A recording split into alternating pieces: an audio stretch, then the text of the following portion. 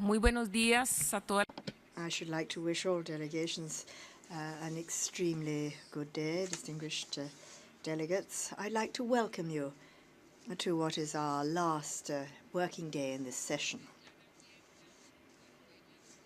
the 9th plenary meeting of the substantive session of the UN Conference to negotiate a legally binding instrument prohibiting nuclear weapons leading towards their total elimination is called to order.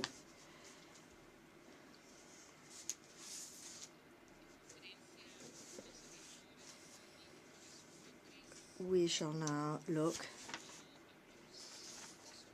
at Topic 3. The conference will begin its consideration then of institutional arrangements under sub-item B of Agenda Item 8. We have a large number of delegations, a long list of those who have put their names down to take the floor, so I'm sure that we shall have a very useful exchange of views. First of all, we have the delegation of Antigua and Barbuda on behalf of the Caribbean community. Good morning, Madam President. Thank you for giving me the floor. I have the honor to speak on behalf of the 14 members of the Caribbean community, CARICOM. The case for the Nuclear Weapons Ban Treaty has been driven by serious concerns regarding the humanitarian consequences of nuclear detonations. As a result, CARICOM delegations call for the treaty's institutional arrangements to ensure all states parties provide for international cooperation and assistance to comply with positive obligations arising from the treaty. These positive obligations include environmental remediation, risk education, victim survivor assistance, and stockpile destruction. The treaty's institutional arrangements should further include obligations on states to promote universalization of the treaty and discourage violations of its norms.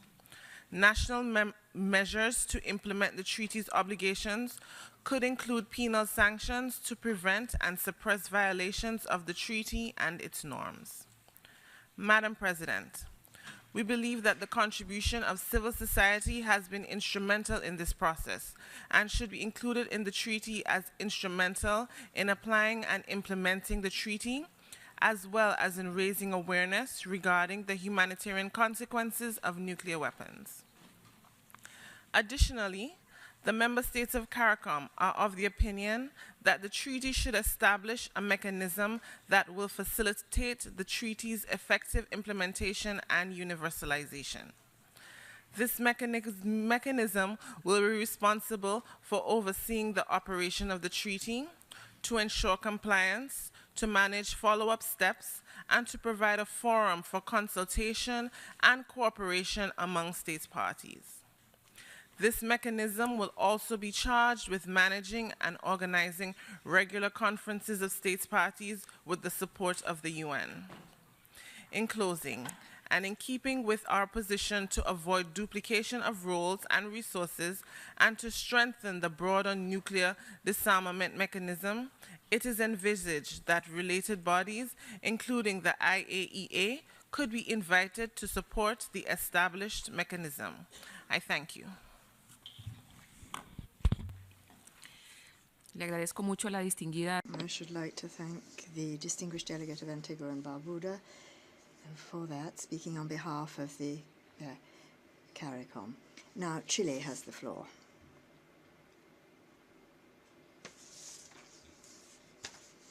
Thank you very much, Madam Chair. I shall endeavour to be brief. I believe that it is important for us here to remember the fact that by means of this treaty, we are opening up new avenues for the management of the peace and security pillar within the UN system and within the context of multilateral diplomacy. I say this because certain of the proposals that I shall be putting forward on the part of my country might appear rather curious, but I believe that they are of great importance. in this treaty, we need an executive secretariat. I don't know whether executive secretariat would be the right terminology for this, but what is important is the concept that there be a body which can deal with administration from the point of view of a secretariat when it comes to the whole treaty process. So I come back once again to this concept of the treaty as being a process, that is, a global product, a global public asset, which will develop over time, which will grow, and the impact of which will increase ever more on the peace and security pillar in the multilateral system. And for the treaty to grow in this manner, and so that it really is revolutionary in the very best meaning of that term, the states parties to this treaty need to establish two alliances, two partnerships. The first with civil society, and that's already in existence. The second is with the academic world.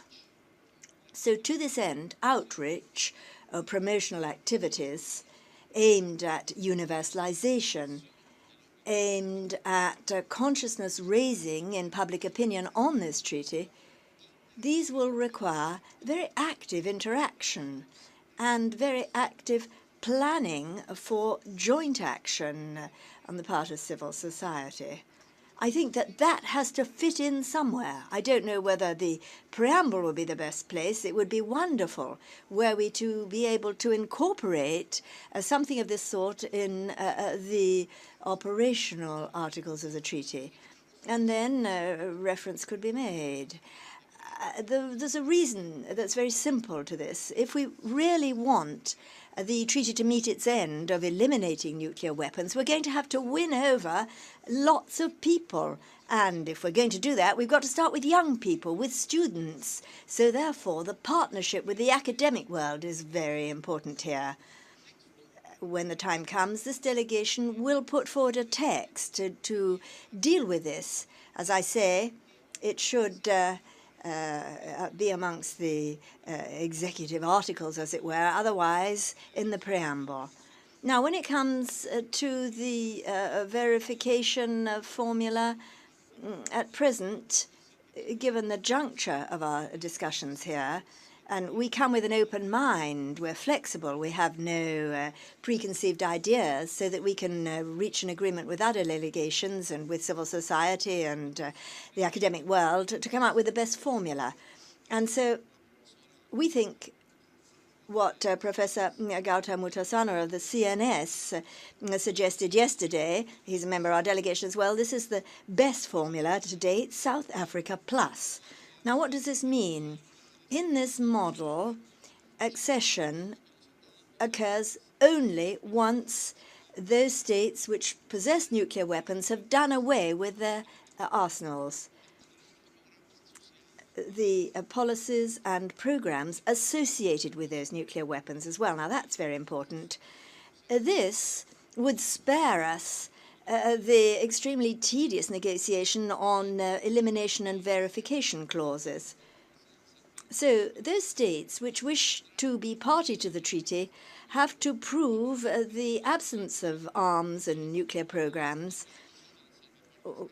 by means of accepting broad safeguards, which we all have with the IA, but also the additional protocol. Chile has said this, and I myself voiced this in the conference in Vienna. The protocol must be part and parcel of the standard mechanism of verification that the body has. And I think this also has to be incorporated in our text. That's all I'll say for now, Madam Chairman. I will spare you further thoughts. Thank you. Delegado de Chile. Thank you very much, the delegation of Chile. The floor now goes to the delegation of Mexico. Thank you very much.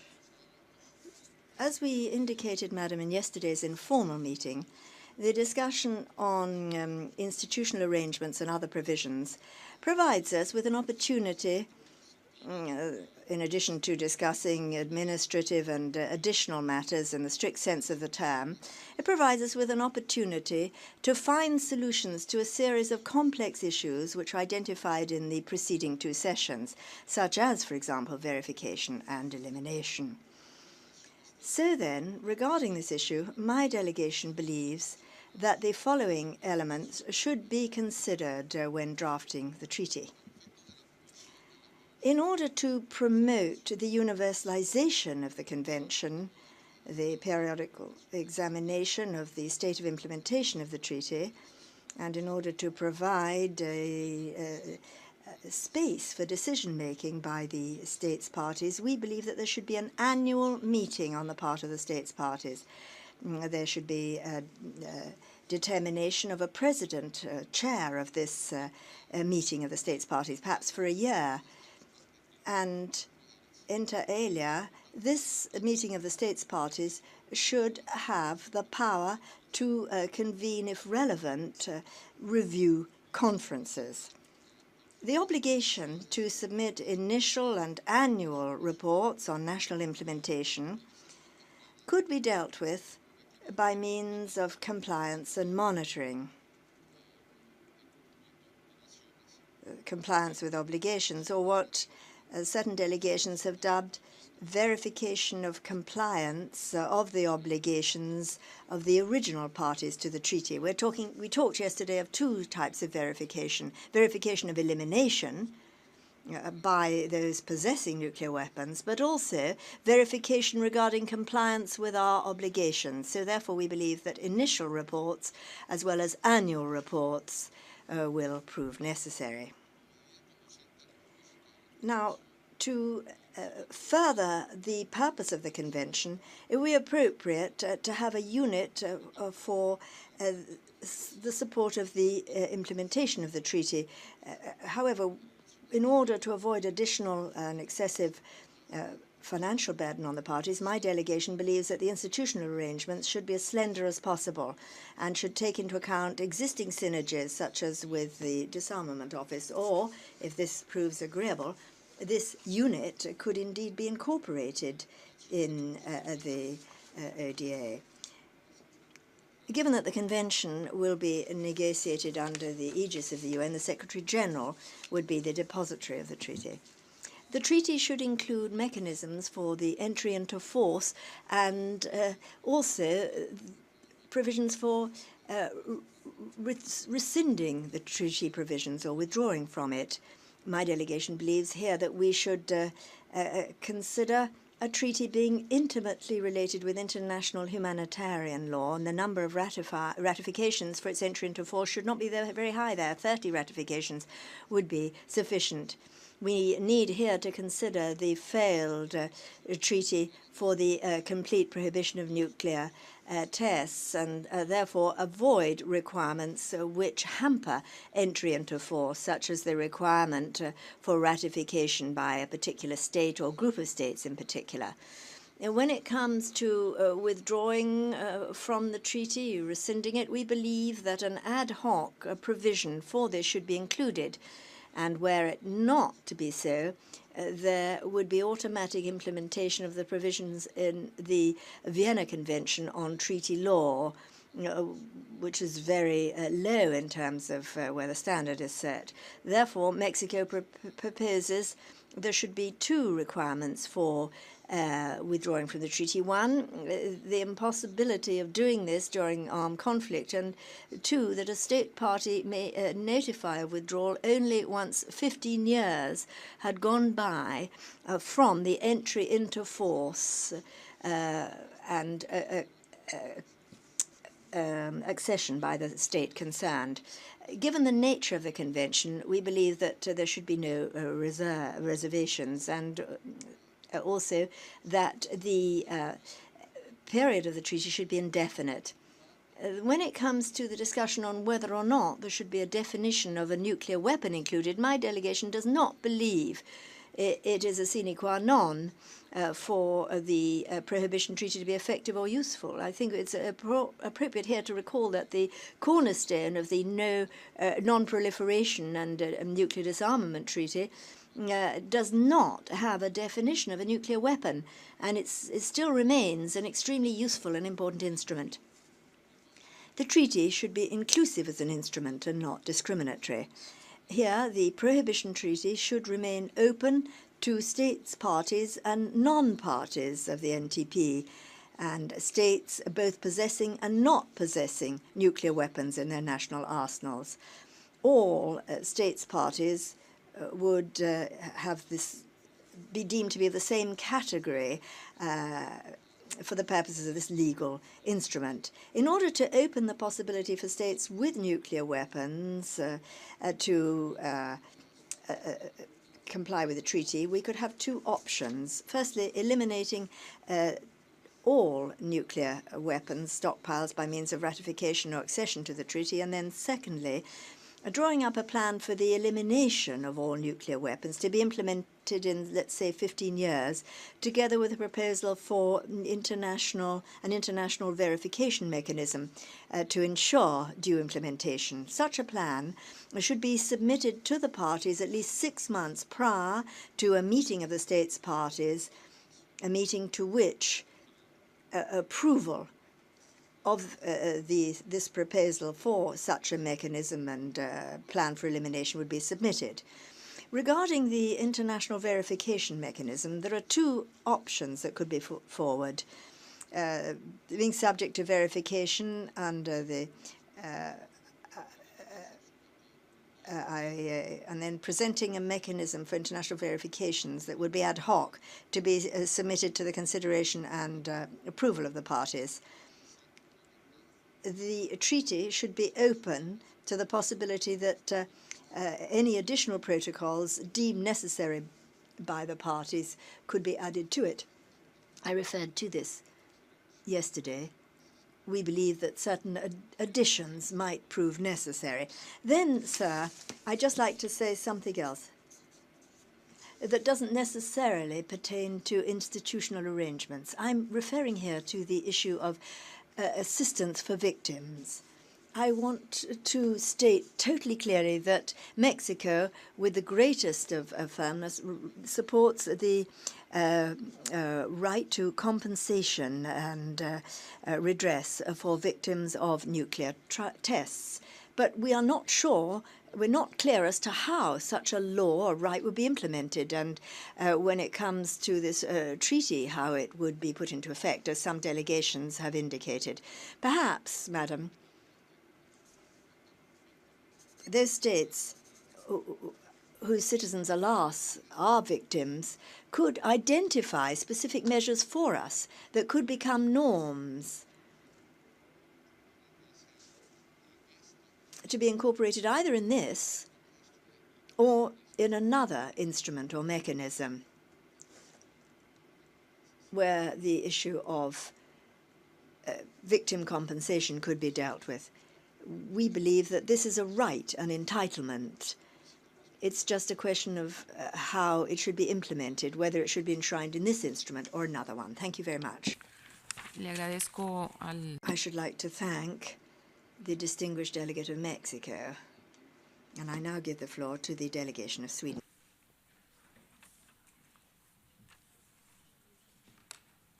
Thank you, Madam President. Like for other treaties, we believe that there should be some kind of institutional arrangements. They should be efficient and cost-effective. A small ISU, implementation support unit, could be established. We foresee annual short meetings of state parties and reasonably short review conferences every 5th year. State parties should report on the implementation of their commitments to these meetings. The treaty should be of indefinite duration. It should be possible for a state party to withdraw from the treaty, but only after a meeting of state parties. However, when all the nuclear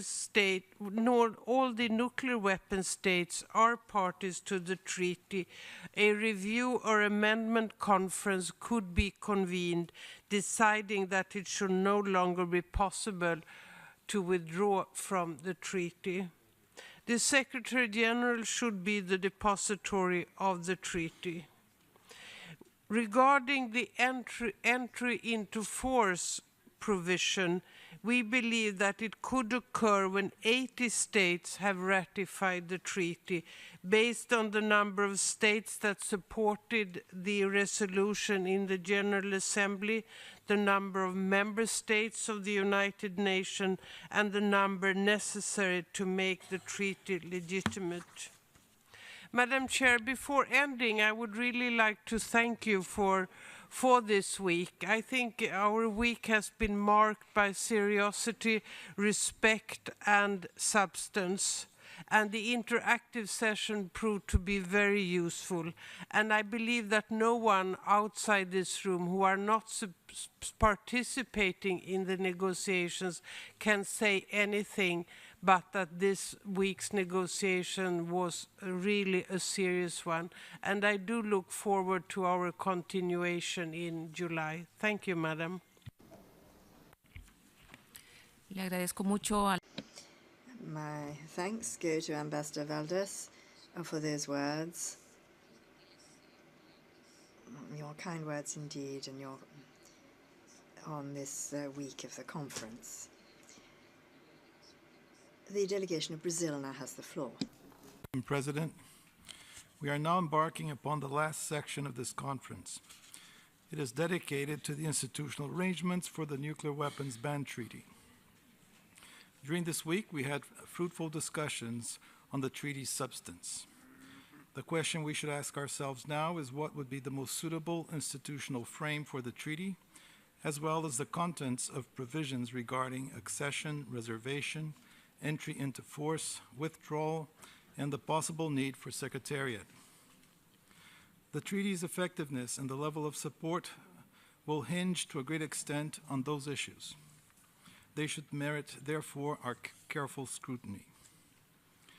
Madam President, at the very first session of the open-ended working group taking forward multilateral nuclear disarmament negotiations, held in Geneva last year, Brazil submitted in its national capacity the document A/AC.286/Working Paper 10 on possible elements for a nuclear weapons ban treaty. On that occasion, we proposed a hybrid arrangement. It differs from both a standalone instrument and a comprehensive convention. The former would be a treaty focused almost exclusively on core prohibitions, whereas the latter would address all issues pertaining to nuclear weapons, such as the fundamental prohibitions and obligations of states, a verification regime for nuclear weapons, the elimination of nuclear arsenals, and measures to ensure irreversibility of fissile materials used for military purposes. A hybrid agreement comprises either a set of mutually reinforcing instruments dealing progressively with various aspects of the nuclear disarmament process, or a main prohibition agreement followed by subsidiary agreements or protocols thereto. Under ideal circumstances, a comprehensive convention would be undoubtedly the best option, since all issues could be dealt with in a single stroke. But in view of the nuclear weapon states and allied countries' current reservations about a ban treaty, Brazil deems the notion of a hybrid arrangement to be the most viable option on the following grounds. The effects of a nuclear weapons ban treaty, whatever its format, will be first and foremost of a political and legal nature, and it will have a great impact in shaping and driving the disarmament agenda. By setting out a clear commitment and parameters regarding further initiatives for the actual elimination of nuclear weapons, bearing in mind nuclear arms possessing states, it translates into legally binding action the so far elusive obligation contained in Article 6 of the NPT. Secondly, such an agreement will allow for flexibility, for confidence-building measures, with a view to strengthening its support base. This approach should provide for smooth transition from the nuclear status quo to nuclear disarmament, taking into account the concerns of all states simultaneously. Madam President, let me express our views on accession. Brazil is of the opinion that the prior destruction or dismantling of all stockpiles should not be a requirement for accession. In other words, the treaty should envisage the possibility of accession before complete stockpile destruction. Of course, in this case, the applicant would be required to submit to the treaty parties' consideration a detailed plan on how it will carry out the obligation to eliminate its stockpiles. Brazil favors this approach based on the positive experience of the Treaty of Tlatelolco. Article 29 of the treaty defines the requirements for entry into force of the treaty for an individual ratifying state, but also grants states the right to waive those requirements, wholly or in part, at the time of ratification or subsequently. Those requirements were the ratification by all states within the area of application of the treaty, the ratification by all powers possessing nuclear weapons of a specific protocol addressed to them, the ratification by all states having de jure or de facto international responsibility for territories situated in the area of application of the treaty, of protocols specifically addressing their situation, and the conclusion of agreements on the application of the safeguard system of the IAEA.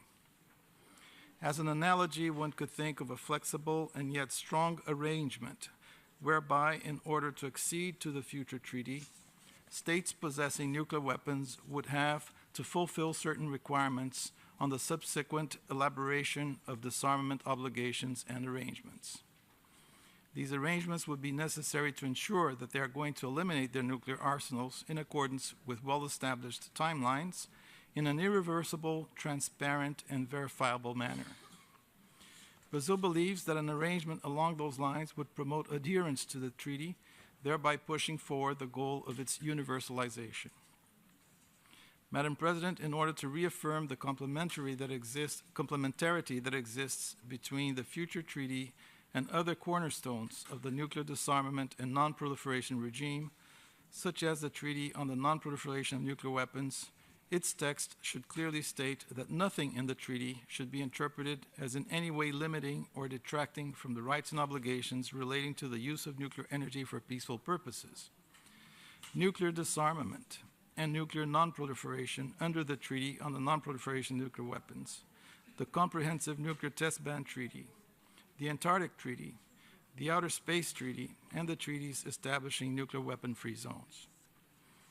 In light of the inherent humanitarian character of the future treaty, it is important to ensure that its articles shall not be subject to reservations. Moreover, in order to ensure its timely entry into force, it should have a quantitative requisite in this regard.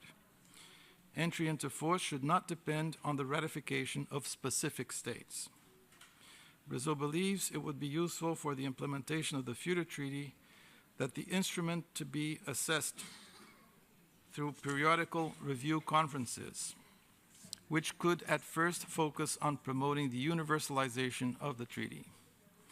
Ideally, convening review conferences every 5 years could be considered.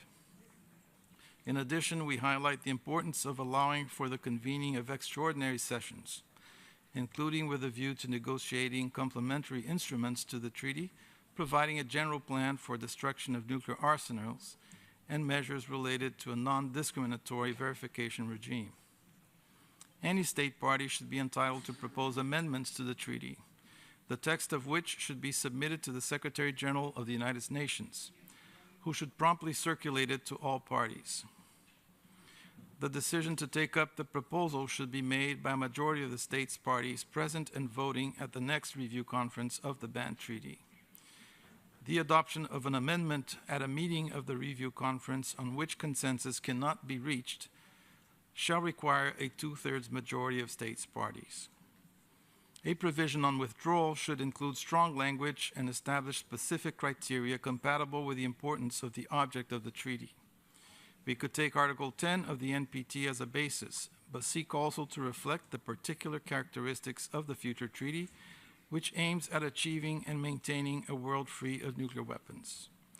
Last but not least, Brazil does not envisage the need for the establishment of a permanent secretariat, as the review conferences could count on UNODA's assistance and support for that purpose. Thank you.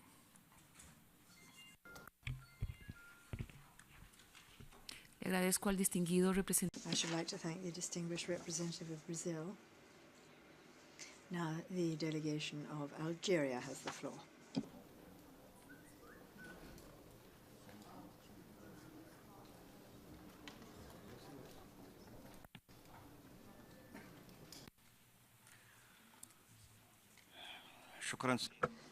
Thank you, Madam Chair. At the outset, allow me to express the deep thanks and gratitude of the Algerian delegation for the excellent manner in which you are conducting our deliberations, and my thanks to all the members of the Secretariat of the Conference for their participation in the success of our meeting. Mr. Chairman, my delegation is of the view that the institutional arrangements must be considered carefully, which will reflect its importance for the future instrument to ban nuclear weapons on one side, and on the other side, the role to which the international community aspires through the full implementation of this instrument. The importance of the institutional matters is that it facilitates the application of all the provisions that we will adopt in order to avoid any difficulties or problems that will make it difficult to realize the objectives behind this instrument. Thus, my delegation wishes to emphasize the following problems. First, the Executive Secretariat of the future instrument or agreement must have solid institutions and organs that will conduct in coordination with other international instruments on weapons of mass destruction. Pending the entry into force of this agreement, it is important to think of the global institution to which will manage this secretariat, the executive secretariat, be that the IAEA or the organization of the CTBT, or a hybrid institution that has relations with the relevant international organizations. In this, we can benefit from the experiences and successful experiences of the organizations in the nuclear-free zones in Africa, Latin America, the Caribbean, Central Asia, and Southeast Asia, and the South Pacific. 3, this instrument should be considered as complementary to other instruments regarding disarmament, especially as regards the implementation of the provisions of those agreements and conventions. 4, we must benefit from the experiences relating to the mechanisms of verification and monitoring included in the other relevant international agreements, conventions, and instruments. 5th, we have to make the entry into force of this agreement a simple one, and to avoid the obstacles that have made it very difficult for the CBTV to enter into force since its adoption in 1996. 6, the future instrument must be an instrument for irreversible nuclear disarmament, so that it will not allow any reservations, whatever their nature may be. And in order to implement the principle of irreversibility in conventions, the instrument must be a permanent, that it remains valid of the signed. 7, the instrument must include provisions related to the commitments of obligations of the state parties to take necessary measures, like the legislations and criminal laws that punish any activities that run contrary to the provisions of this instrument, be that carried by individuals or an agency, or is in a region that is within its jurisdiction or control. 8. This instrument must strengthen the activities relating to international and regional cooperation, be that between the state parties or between these states and international and relevant international and regional organizations, in order to facilitate the implementation of provisions at the national level, and it should also strengthen the measures relating to confidence building and transparency. 9. The instrument must stipulate the provisions for the review conferences in order to guarantee the implementation of its objectives, taking into consideration the scientific and technological developments, and holding periodical meetings for the state parties in order to exchange information, to consider the obstacles and difficulties regarding the implementation of the provisions of the instrument, allowing for a wide participation for international and relevant international and regional organizations, as well as the organizations of the civil society. And last, 10, in view of the nature of this agreement or instrument and the obligations that will devolve from it, designating the UN Secretary General as the depository for this future instrument is, in our view, the best option. Sir, we thank you for the floor. I thank the distinguished representative of Algeria. I now give the floor to the distinguished representative of Philippines.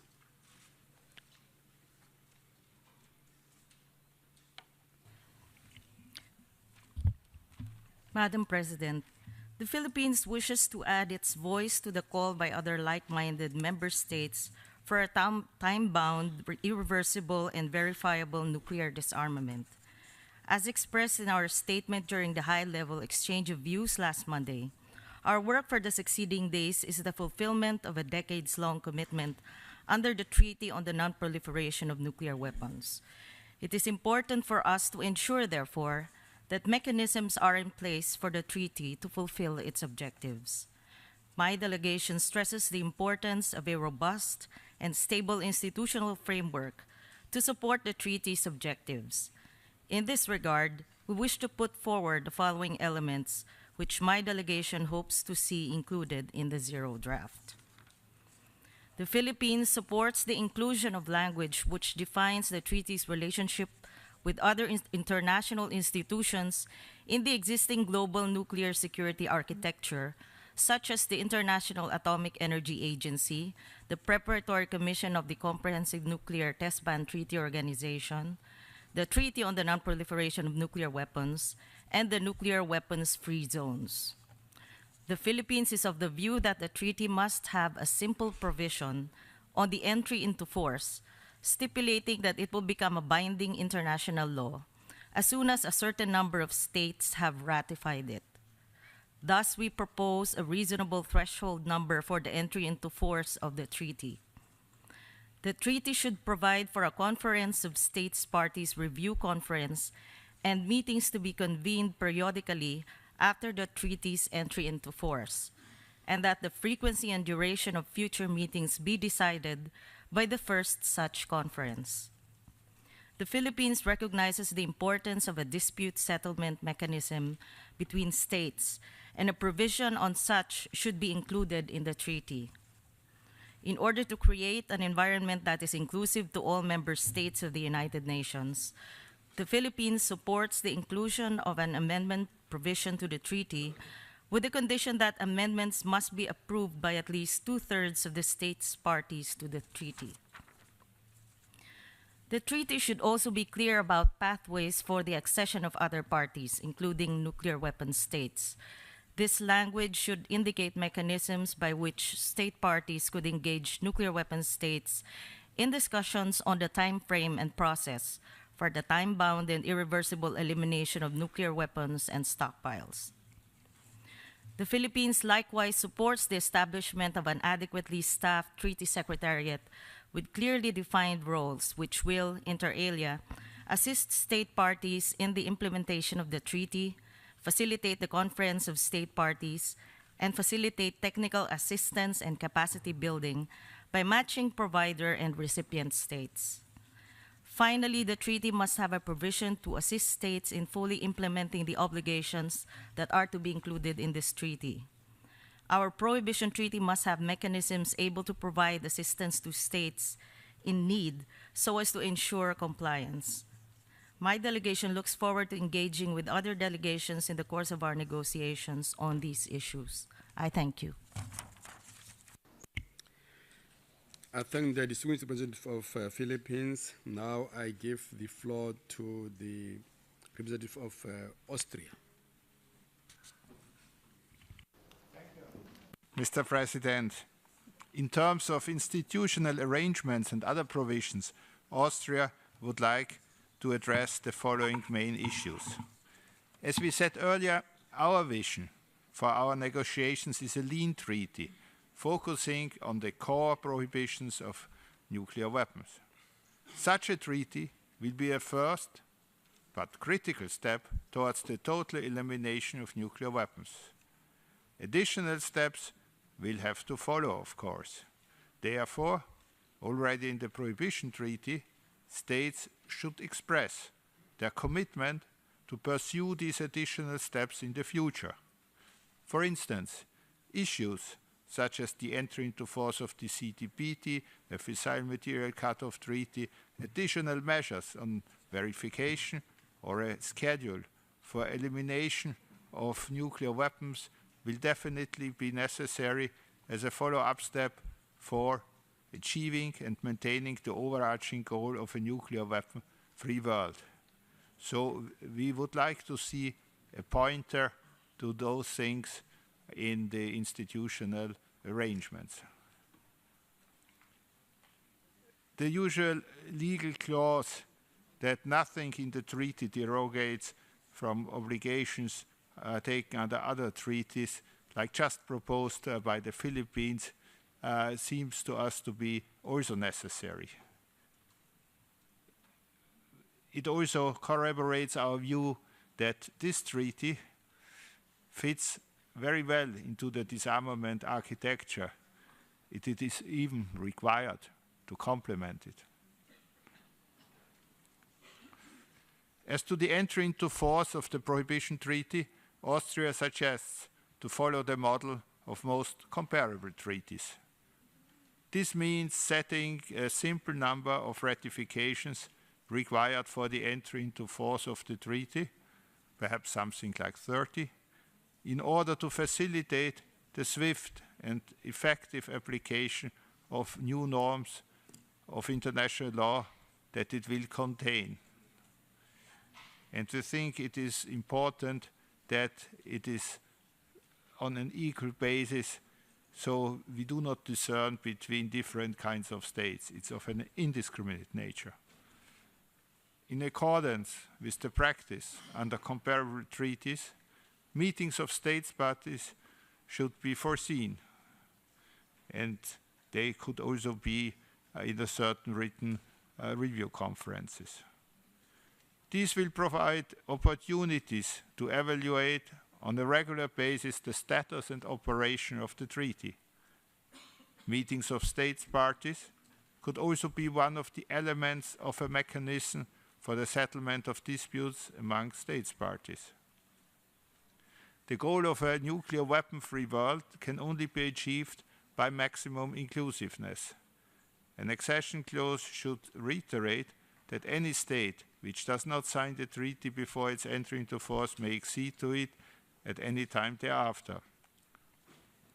Logic requires that states currently possessing nuclear weapons should commit specifically to actual elimination of their nuclear weapons upon becoming party to the treaty.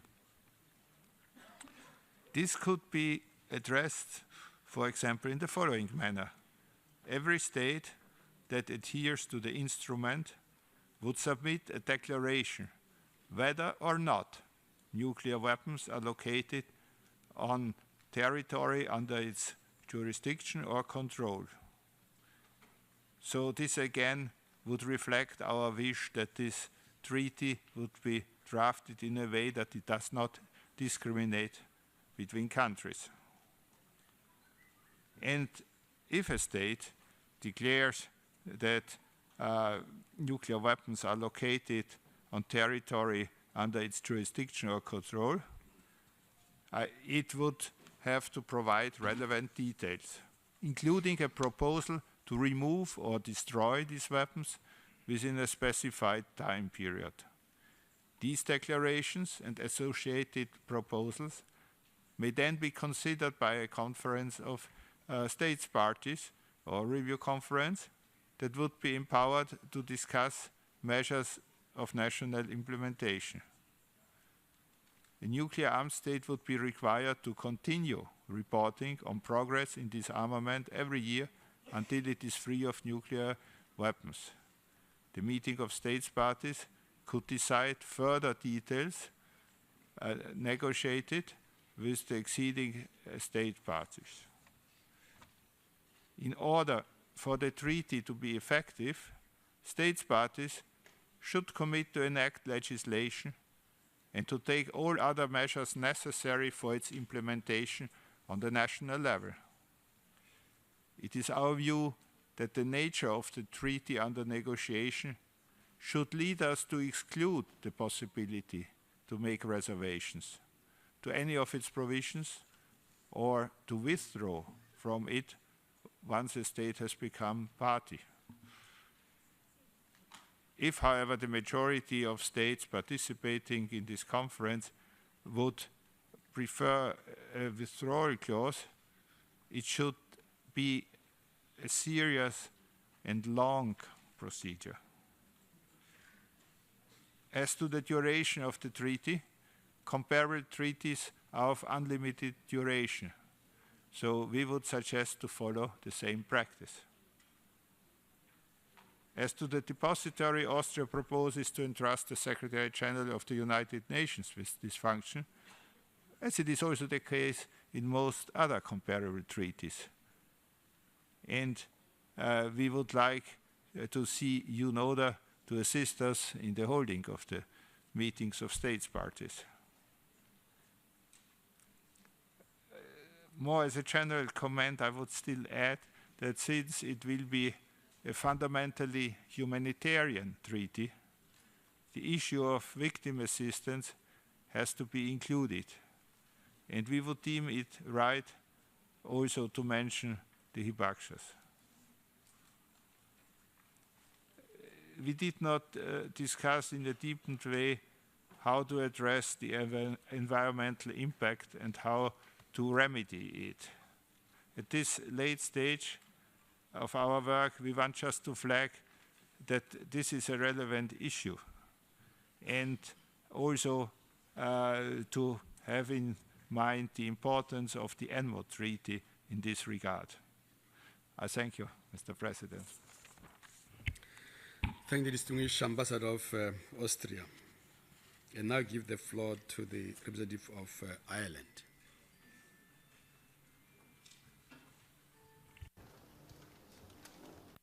Thank you, Mr. President. Firstly, I'd like to make a general point and to thank the President of the conference, the members of the Bureau and the Secretariat for the very effective and innovative manner in which our programme of work has been conducted here this week.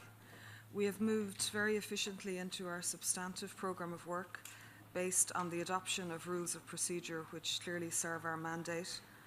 We have also benefited from the opportunity for interactive discussions and the views of expert panellists, as well as the very active participation of civil society, just as envisaged in our resolution, which has provided for greater clarity and creativity in all of our exchanges. So we appreciate that very much. Mr. President, we've been asked in this final cluster to focus on institutional and other arrangements. I'm conscious that many delegates wish to speak under this heading this morning, so I will mention just 4 points: resourcing supports, entry into force, reservations, and withdrawal. On the first point, clearly, as many delegates have said, the treaty will require support structures to allow for the necessary meetings of states parties and for effective implementation, evaluation, dispute resolution, etc. However, I'm very conscious of ISU resourcing-related issues in other treaties, and I'm conscious too of the many burdens on states. So I would be interested in hearing more from delegates on how best to resource our essential institutional supports. UNODA has been providing excellent support to this conference, and hopefully this can continue, and I'd be interested in any creative ideas on how we manage all of that.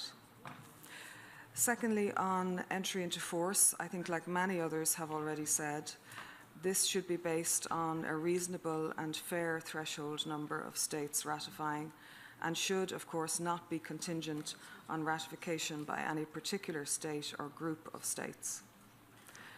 Again, to endorse what seems to be a very widespread view, given the nature of this treaty, states, we believe, should not be permitted to make any reservations. Semi-compliance is not an option. On the question of withdrawal, while of course we would not want to see any withdrawals, we do think it may be advisable to provide for a withdrawal provision, in which case we would suggest basing this on standard clauses on withdrawal in other similar treaties. We might also consider inclusion of a mechanism to review such withdrawal applications, clarification that the treaty would remain in force during armed conflict, as others have said, and that obligations stemming from other related instruments would remain binding even after any withdrawal from this treaty. But we're also happy to hear from other delegations their views on this particular provision. Just lastly then, Mr. President, I'd like to touch on a couple of positive obligations issues that perhaps we didn't have the opportunity to mention in earlier interventions. In terms of victims and survivors, our understanding is that the treaty should be consistent with existing law and principles relevant to victims and survivors of the use of weapons that violate IHL and human rights law. And we've all, I think, already made such commitments in the landmines and clusters context, and we would also have made commitments with regard to the rights of persons with disabilities.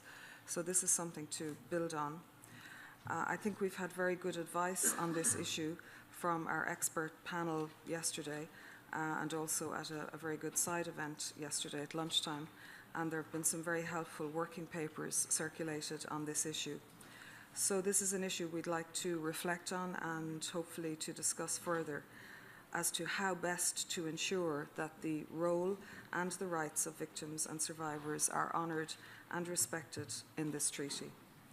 And lastly, in this regard, consideration of a positive obligation on disarmament education and awareness, we believe, would also be worth considering and would respond to many of the issues raised on this point at the open-ended working group, and indeed as reflected also in our resolution. Thank you, Mr. President. I thank the distinguished representative of Ireland, and now give the floor to the distinguished representative of Colombia.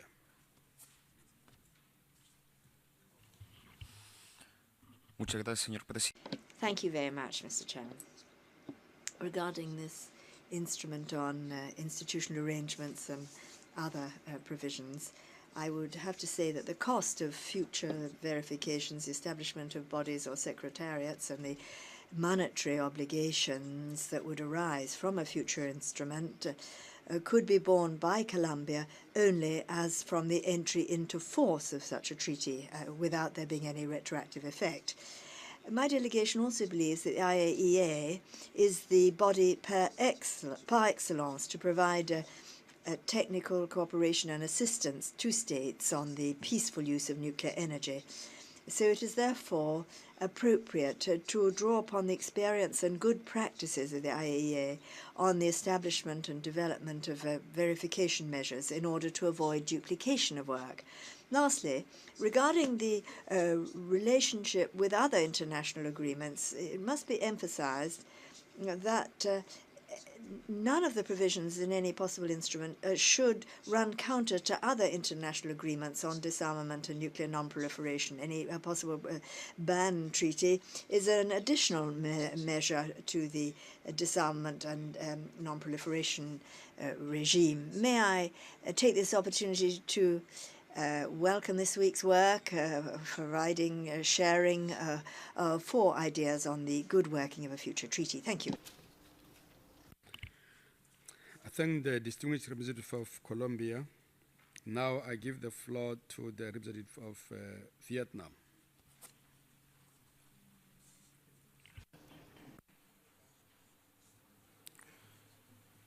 Thank you, Mr. President.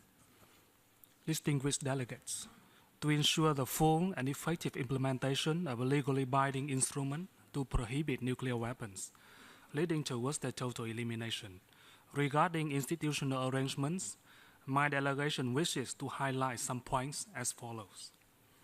First, we need a non-discriminatory and internationally verifiable legal arrangement to ensure that nuclear weapons had been destroyed and that no new weapons were being produced. Second, mechanisms for verification or enforcement could learn from the model of the Chemical Weapons Convention or of existing non-proliferation and disarmament regimes like the CTBT and the International Atomic Energy Agency safeguard system. Third, a legally binding instrument could only be effective with the participation of states possessing nuclear weapons. Mr. President, we would like to assure you of our full support in this conference process, working towards the realization of a world of peace without nuclear weapons. I thank you. I thank the distinguished representative of Vietnam. Now I give the floor to the distinguished representative of Malaysia.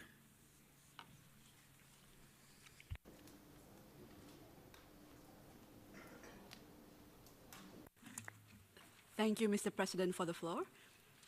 We wish to share with the conference our contributions on some of the institutional arrangements for the potentially legally binding instrument to prohibit nuclear weapons, leading towards their total elimination. We are of the view that the institutional arrangements for legally binding instrument needs to ensure that state parties are able to uphold their obligations, are not overly burdensome, and ensures that the treaty is able to function effectively once it would enter into force. In this respect, we wish to address some of the elements that could go into such arrangements for the instrument and propose on how they could be reflected. First, on national implementation and reporting, the treaty text should be simple to state that all state parties should take measures to implement the provisions of the treaty. For states that are party to nuclear weapon-free zones, they would have already committed themselves to any possible prohibitions in the instrument. However, the range of such commitments vary, with some including the prohibition of nuclear weapons in their constitutions, some have legislation, and some none at all beyond a national legal norm through practice. As such, while a national implementation measure in the instrument could call on countries to establish a contact point or designate a competent national authority to allow for an exchange of information on the implementation of the treaty, it should not call for state parties to establish new internal structures. Moreover, national implementation measures should be kept simple and up to the state without detailed prescribed methods within the text of the instrument. Reporting on national implementation measures should also be kept simple, with a reference to a first report a year after a country becomes party and subsequent reports later. Secondly, on compliance and as a corollary verification, as the instrument is envisaged as generally being a prohibition treaty, compliance would not have to require detailed procedures at this stage. For the purposes of this conference and instrument, a general provision stating that all state parties agree to the provisions of the treaty would be sufficient. Thirdly, on a future review or meetings of parties, at this point in time, a conference or meeting of state parties can follow the ATT model, whereby issues of rules of procedure and agenda can be decided during a first CSP or MSP, and the language in the instrument on the agenda of the CSP or MSP being general. A REFCON process could also be considered a possibility as well, and this in turn would suggest the common practice in most treaties of one taking place every 5 years. At this stage, it is important to be mindful that until the nuclear-armed states become a party, it may not be necessary for state parties to this instrument to meet so often to discuss issues which most would already be implementing. Fourthly, on signature, ratification, and accession, the language for this should use standard treaty language, though the date of when it will be opened for signature should be not too long after the conclusion of the conference and pending clarification as to whether procedurally the GA would have to consider the report of the conference or whether the instrument would still be open for signature independent of the General Assembly considering it first. Fifthly, on entry into force, the conference would have to decide on how many ratifications or accessions would be necessary for entry into force and how soon after that number is reached would the instrument come into force. While there are no specific numbers proposed yet, the threshold should not be too high, as such a starting point for numbers should be a third of expected state parties, and in this regard, considering that 113 countries voted in favor of the resolution establishing the conference, a reasonable number would be in the 35 to 40 country range. As to when, the standard 90 days after the threshold of ratification or accession being reached should be possible. Sixthly, on provisional application, while not absolutely necessary, if it were to be included, it would have to refer specifically to the articles that would be related to the main prohibitions of the treaty. Seventhly, reservations should be allowed as long as at the time of signature, ratification, acceptance, approval, or accession, unless the reservations are incompatible with the object and purpose of the instrument. Moreover, a state party may withdraw its reservation at any time by notification to this effect addressed to the depository. And finally, on issues of depository and authentic text, these can be based on common practice of many instruments in that the UN Secretary-General is the depository while the instrument should be published in all official UN languages. My delegation would also be open to hearing and considering other contributions that would be suggested regarding institutional arrangements. As we have stated in our previous interventions, we must be realistic and pragmatic vis-à-vis the limitations we face and concurrently the opportunities we have before us with a view to concluding our negotiations during the second sessions of the conference in July. I thank you. I thank the distinguished representative of Malaysia. I now give the floor to the distinguished representative of Indonesia.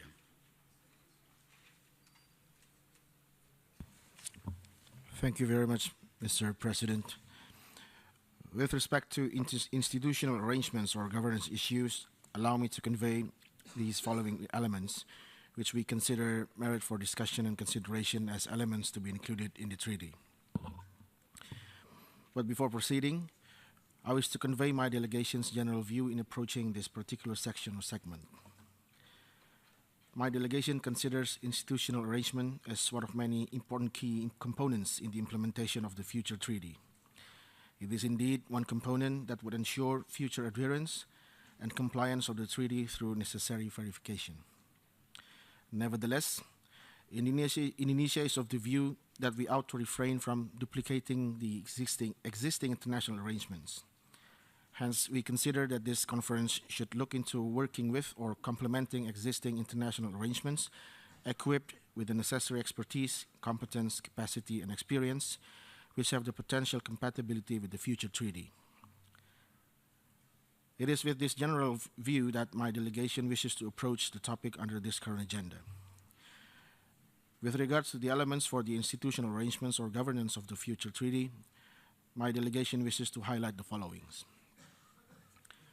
On the participation of state parties, we believe there should be a meeting of state parties held biannually, except for those years where review conferences are held, starting 1 year following the entry into force of the treaty to review implementation status, to make decisions and adopt conclusions. On the issue of review conference, the treaty should also conduct review conference to be held every 5 years, starting 5 years following the entry into force of the treaty. In terms of compliance, Indonesia is of the view that state parties would be obliged to put in place national laws and regulations, including imposition of penal sanction to fully and effectively implement all the provisions of the treaty and to prevent any proscribed activity under the treaty. Reporting on national implementation measures should also be provided and subsequently updated by states parties annually to be reported to the United Nations through the UN Secretary General. As for expenditures of the meetings under the treaty, taking into account the standing practice of other disarmament treaties, we also believe that expenditures of the meetings under this treaty should be borne by state parties under United Nations assessment scale. Last but not least, concerning the entry into force mechanism, Indonesia is of the view that we should avoid the mechanism of entry into force resembling that of the CTBT. The entry into force of this treaty should not be dependent on number of ratification by countries. As has been the case for CTBT, this type of mechanism will potentially prevent the treaty from coming into effect. Thank you very much. Thank the distinguished representative of Indonesia. Now we give the floor to the distinguished representative of Guatemala. Gracias, señor presidente.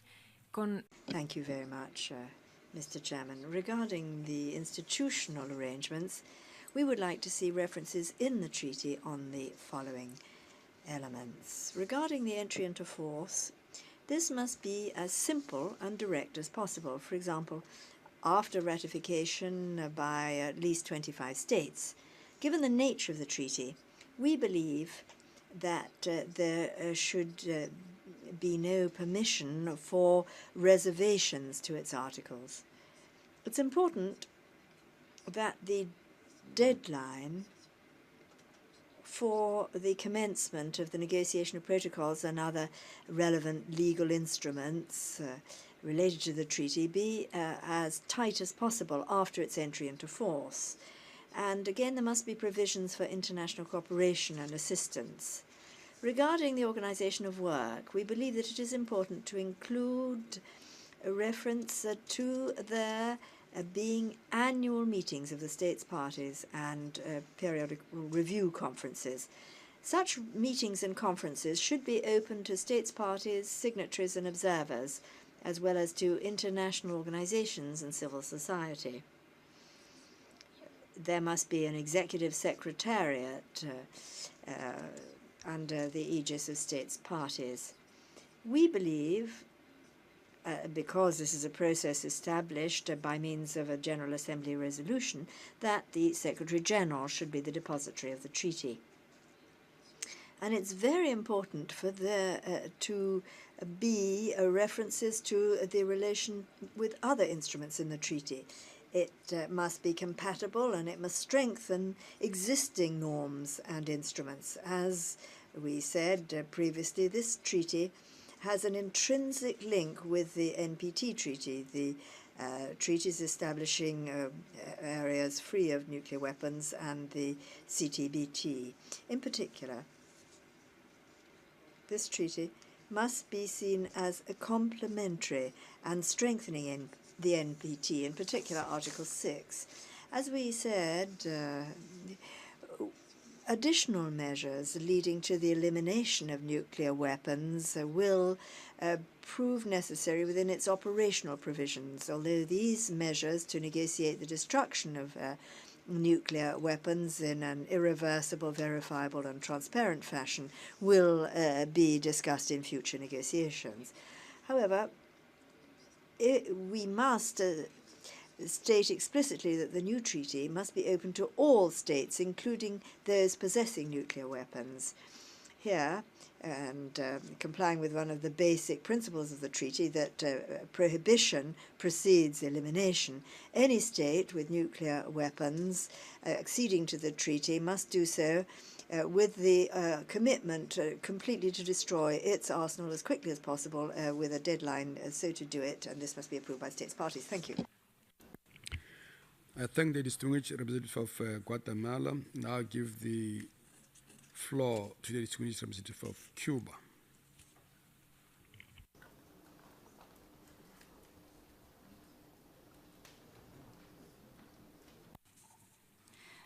Muchas gracias. Thank you very much, Mr. Chairman. We would like once again to express our thanks to you for conducting this conference. Our thanks go both to the Chair and to the Secretariat. Regarding the institutional arrangements of a legally binding instrument prohibiting nuclear weapons and leading to their total elimination, Cuba wishes to emphasize inter alia these points. The instrument must establish a mechanism which can deal with the implementation of its provisions, inter alia here, those on verification and compliance. There must be provision for a forum for consultations and cooperation amongst the member states in order to facilitate the universalization of such an instrument. We support the idea that the instrument should be subject to the ratification of a sensible number of states regarding its entry into force, and this must not be subject to the ratification by any particular state or group of states.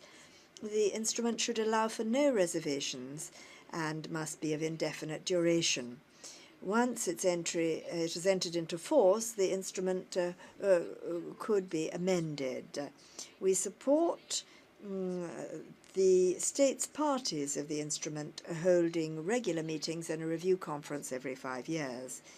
We say once again that Cuba believes that none of the provisions of such an instrument should be interpreted as restricting or rendering void the obligations entered into by states pursuant to the UN Charter and disarmament and non-nuclear proliferation provisions which are already in existence. Thank you. I thank the distinguished representative of Cuba. Now I give the floor to the distinguished representative of South Africa.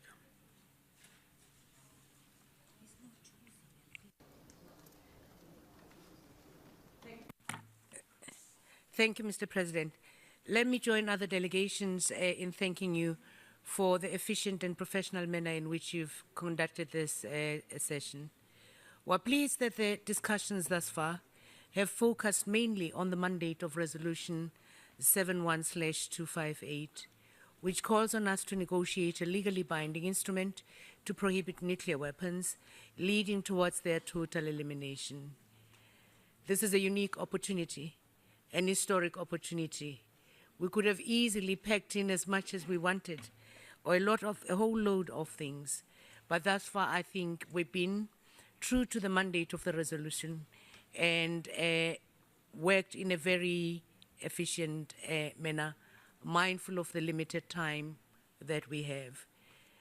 We thank, therefore, the leadership of the conference in the President of the conference, Ambassador Elaine White. It is critical, therefore, that we use the time remaining to consolidate on what I seem to be reading as a discussion where there are many convergences. Having said this, Mr. President, allow me to briefly state South Africa's view on the institutional arrangements that may be required for effective treaty implementation. Regarding entry into force, South Africa would propose a simple approach to the threshold required for the early entry into force and suggest that the UN Secretary General act as depository of the instrument of ratification and accession. My delegation suggests that meetings of state parties that would be used to review progress in treaty implementation and universalization efforts, as well as to address any compliance issues or disputes, be limited to one meeting per calendar year. In addition, a review conference on the treaty should be held every 5 years. Mr. President, we may wish to think of an implementation support unit or secretariat that will assist with implementation and the universalization of the treaty. From our perspective, depending on developments, and should the need arise, the treaty could make provision for such a decision to be made by state parties at a later date. For this purpose, the treaty text can merely state that the state parties may decide to establish implementation support mechanisms. Regarding amendments, Mr. President, the treaty should make provision for state parties to consider any amendment proposal to be adopted by a 2/3 majority of state parties. The Vienna Convention on the Law on Treaties already specifies the conditions related to reservations and withdrawal, and South Africa does not see any need for dealing with these elements in the treaty. However, should these elements be included, it would be important to ensure that the process to be followed by the states is consistent with the Vienna Convention and not open to interpretation. Regarding duration, South Africa supports an unlimited duration of the treaty. It should be indefinite. In conclusion, Mr. President, you can count on my delegation's support and cooperation, and we look forward to working with you and all delegations during the intersessional period towards the conclusion of an effective, non-discriminatory, international legally binding treaty prohibiting nuclear weapons, leading to their total elimination. I thank you. I thank the Ambassador of South Africa.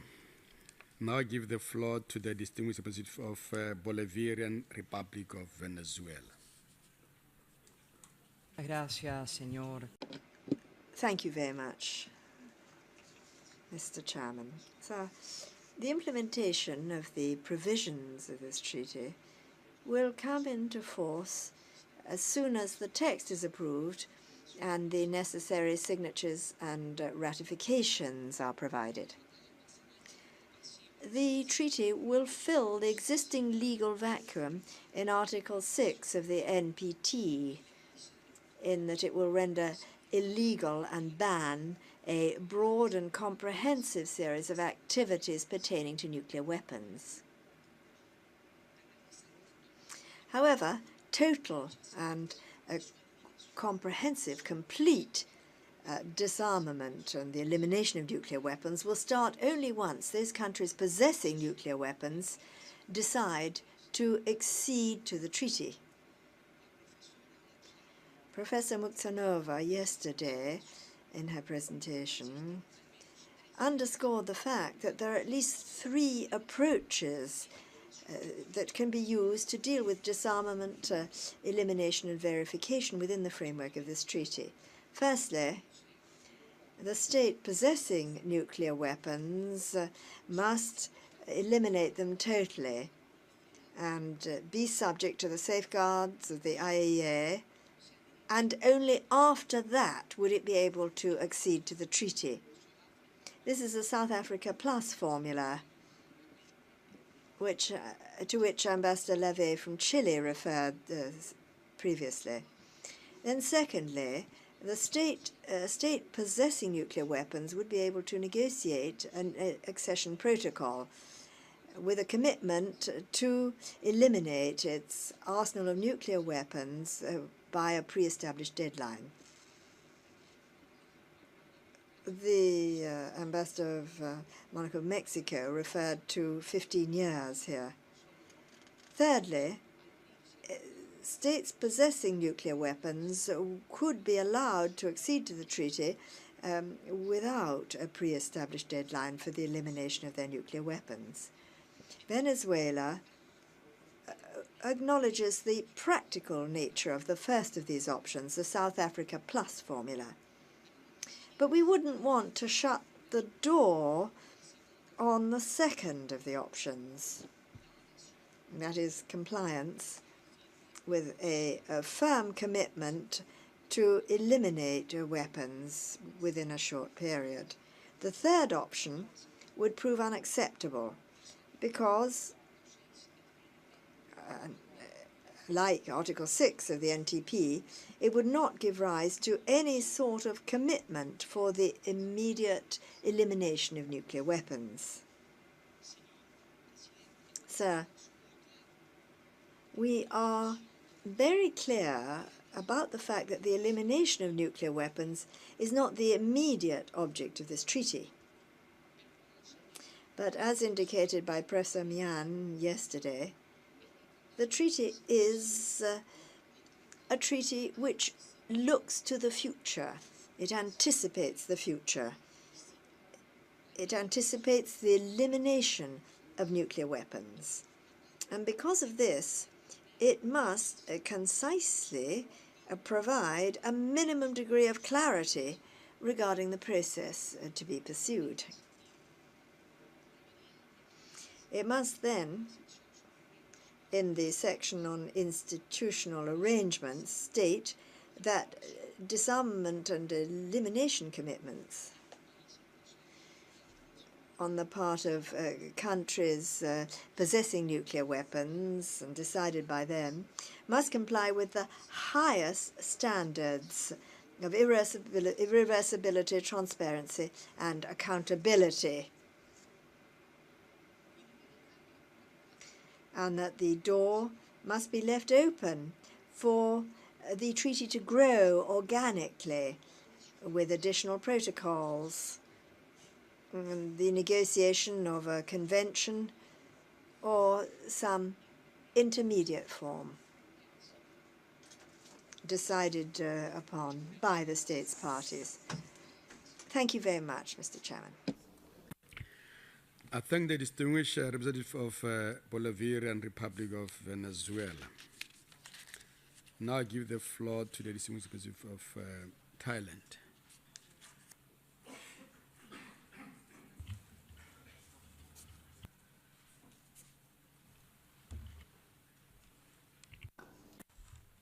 Madam President, thank you for giving me the floor.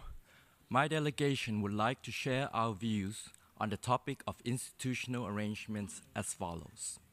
First and foremost, allow me to highlight that the importance of such arrangements is to ensure effective implementation of a legally binding instrument to prohibit nuclear weapons, leading towards their total elimination, as well as promote universalization of the instrument. With regards to the implementation of the instrument, it is worth exploring the possibility to establish cooperation with existing bodies such as the IAEA and the CTBTO to promote technical support in order to monitor and verify compliance with relevant obligations under the instrument. Given the scope and nature of this instrument, the instrument should not impose additional unnecessary obligation to non-nuclear weapon states, but place responsibility on states possessing nuclear weapons, shall they decide to join the instrument. Additionally, we are of the view that the number of ratifications required should support the early entry into force. We are also convinced that states should not be allowed to make reservations to any of the articles of this instrument. Madam President, the instrument should also provide for regular meetings of the state parties or review conferences in order to consider and take decisions with regards to the application and implementation of the instrument. There is a need to further discuss the issue of having mechanism to provide secretarial services to the above meetings and review process, as well as to assist with other administrative arrangements in relation to the instrument. In promoting the universalization of the instrument, this mechanism should also encourage the constructive engagement and participation of states that are outside the instrument. In our opinion, such mechanism should be lean, efficient, and require minimum resources. Madam President, my delegation also views that there is a merit to consider the issue of international cooperation and assistance to be included in the instrument, in particular, that concerning environmental rehabilitation, disarmament education, and awareness raising, as well as victim assistance. In closing, Madam President, we wish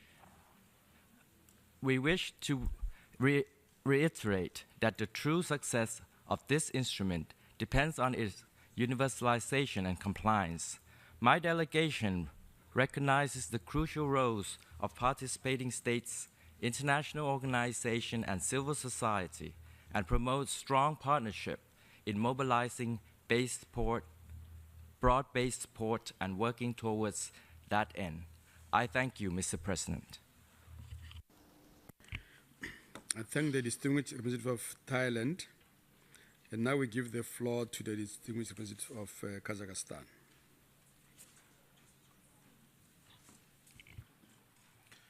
Mr. President, I will be very brief.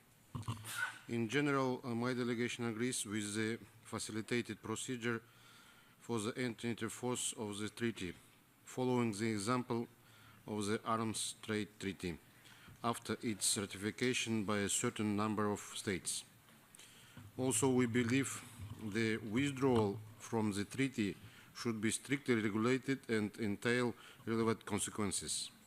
It is necessary to develop a mechanism of influence on those countries that would attempt to withdraw from the treaty in the future. I thank you, Mr. President. I thank the distinguished representative of Kazakhstan. Then I give the floor to the distinguished representative of Bangladesh.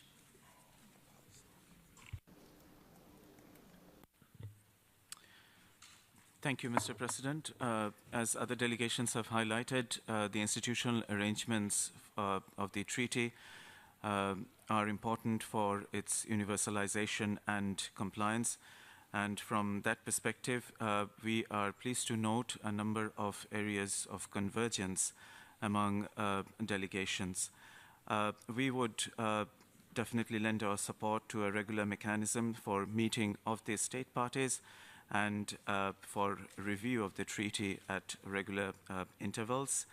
We have noted certain suggestions to anchor such meetings with certain existing conferences or meetings, which we would like to explore and discuss further. We, of course, see merit in having a dedicated institutional mechanism for facilitating implementation and outreach of the treaty. Here again, we have taken note of suggestions to situate such institutional mechanism within certain existing bodies or entities. We would only underscore the importance of having such a mechanism under the auspices of the United Nations. We underscore the importance of international cooperation and assistance in terms of ensuring compliance with the treaty provisions by the states parties, including for issues like national legislation and reporting. We would reiterate that the treaty should avoid creating onerous and additional responsibilities for non-nuclear weapon states that are state parties to the treaty. We would recognize the importance of having specific provisions for settlement of disputes, preferably through consultations among the parties concerned, but if so required, by referring the cases to the meeting of state parties and other international judicial mechanisms. We agree with suggestions that specified number of state parties ratifying the treaty should allow it to enter into force. We also see value in specific provisions for amendment to the treaty, and we would not prefer having any scope for expressing reservations while ratifying or acceding to the treaty. The area where we believe member states would require further discussions is definitely the issue of possible accession by nuclear weapon states. And here, as we listen to the interactive discussions, we tend to be inclined in favor of more of a flexible accession provision for nuclear weapon states in order for them to allow favorable consideration of their ratification or accession at opportune time. It would, however, be advisable to stipulate specific provisions for undertaking obligations or commitments by such states towards elimination and the verification of such elimination. We have particularly taken note of some of the very constructive suggestions in this regard from the delegations of Austria, Brazil, and recently Venezuela. And we believe in our meeting in July, this is an area where we would have to collectively reflect further to find a possible way forward. Thank you very much. I thank the distinguished representative of Bangladesh. And now I give the floor to the distinguished representative of Nepal.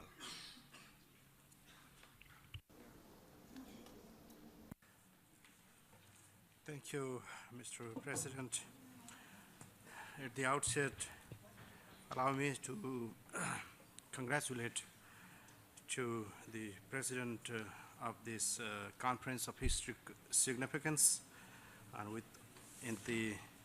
the confidence in the ability of the President as well as the Bureau to steer the work of the conference to a fruitful conclusion. I assure the whole Bureau of my delegation's full cooperation in discharging the vital responsibility entrusted to it. Mr. President, nuclear disarmament has been a much deliberated subject ever since the first resolution of the United Nations General Assembly in 1946 established a commission to deal with problems related to the discovery of atomic energy. It was followed by landmark treaties on Non-Proliferation Treaty, Partial Test Ban Treaty, and Comprehensive Test Ban Treaty, among others. And moreover, the advisory opinion of the International Court of Justice in 1996 reaffirmed that a threat or use of nuclear weapons against the principles of the UN Charter is unlawful. However, it is ironical that both horizontal and vertical proliferations continue unabated even after several international conferences. The situation is further exacerbated by modernization programs of the nuclear states, which have accorded unduly important role to nuclear weapons in their security doctrines. The existence of nuclear weapons carries with it the persistent risk of accidental, mistaken, unauthorized, or intentional detonations as well. The only way of getting out of all these risks associated with nuclear weapons is their complete elimination. Notwithstanding how arduous the work is, the world community has not lost its hope of eliminating the only weapon of mass destruction which is not yet prohibited by any international norm and treaty. The optimism shown by the majority of the member states while voting in favor of the General Assembly Resolution 71/258 is a testament to our firm determination towards a world free of nuclear weapons. Mr. President, we are aware of the indiscriminate and catastrophic humanitarian and environmental consequences of a deliberate or accidental detonation of nuclear arsenals.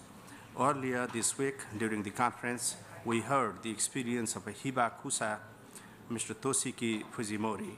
We also learned about the consequential deaths and diseases and lasting environmental devastation and cultural disruption suffered by Masalese people due to numerous nuclear tests.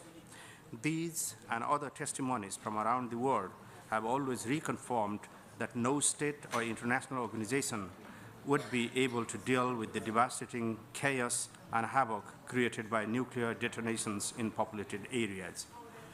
Contrary to the socio-economic necessity of the humanity, huge amounts of resources are spent annually in modernization of nuclear weapons.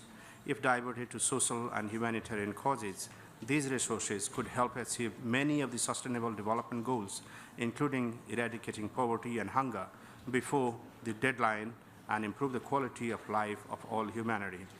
Therefore, the onus lies on us to devise effective normative and legal framework against nuclear weapons for ensuring a peaceful present and a secure future for humanity, as well as for the sustainable existence of our planet. Mr. President, Nepal's unwavering commitment to world peace and disarmament has been rooted in the norms of world peace, which are entrenched in the Constitution as a basis of the country's foreign policy. Nepal strongly believes in the general and complete disarmament of all weapons of mass destruction, including nuclear weapons, in a time-bound manner. With its active advocacy and support for promotion of disarmament, Nepal is honored to host the United Nations Regional Center for Peace and Disarmament in Asia and the Pacific in Kathmandu. Nepal continues to believe in the importance of creating awareness and commitment to disarmament in general and nuclear disarmament in particular, including through education, training, and track-to approaches to disarmament diplomacy. My country, Nepal, is located in a neighborhood which has 3 member states with nuclear weapons. The risk of facing severe humanitarian and environmental disasters in the region may not be hypothetical, but very real in case of a nuclear detonation, deliberate or accidental. The avalanches in the Himalayas, the landslides in the fragile hilly areas, and radiation pollution of flora and fauna, soil, and the arteries of lives and livelihoods in the form of the extensive river systems in Nepal triggered by a nuclear detonation would create havoc much worse than what we faced during the 2015 earthquake and many other disasters combined, and will affect millions of people downstream. We do not believe that nuclear weapons can be useful deterrents. Instead, they are the cause of security dilemma among the nuclear states. In addition, transboundary movements of hazardous wastes and radioactive materials could leave devastating impacts, thus posing a persistent threat to their neighboring non-nuclear states. Therefore, we emphasize that all states with or without nuclear weapons should work together, engaging in constructive dialogues and ensuring collective security through the prohibition of nuclear weapons. Nepal strongly supports a transparent and inclusive multilateral diplomatic process in line with Article 6 of the NPT for negotiating a legally binding international instrument to prohibit nuclear weapons, leading towards their ultimate elimination. We believe that the new legal instrument should completely prohibit the development, testing, production, acquisition, possession, stockpiling, transfer, use, and threat of use of nuclear weapons, as well as the production of weapons usable fissile material. The new instrument should also prohibit the member states, their nationals, and any other individuals from assisting, financing, encouraging, and inducing the acts prohibited by the treaty itself. While the new instrument should respect the inalienable right of all states to research, produce, and use nuclear energy for peaceful purposes without discrimination and in conformity with their relevant international obligations, it should also ensure that the rights of victims and survivors of nuclear activities are protected. It should also promote international cooperation and provide technical assistance to non-nuclear states, particularly the least developed countries, for fulfilling their obligations in implementing the treaty.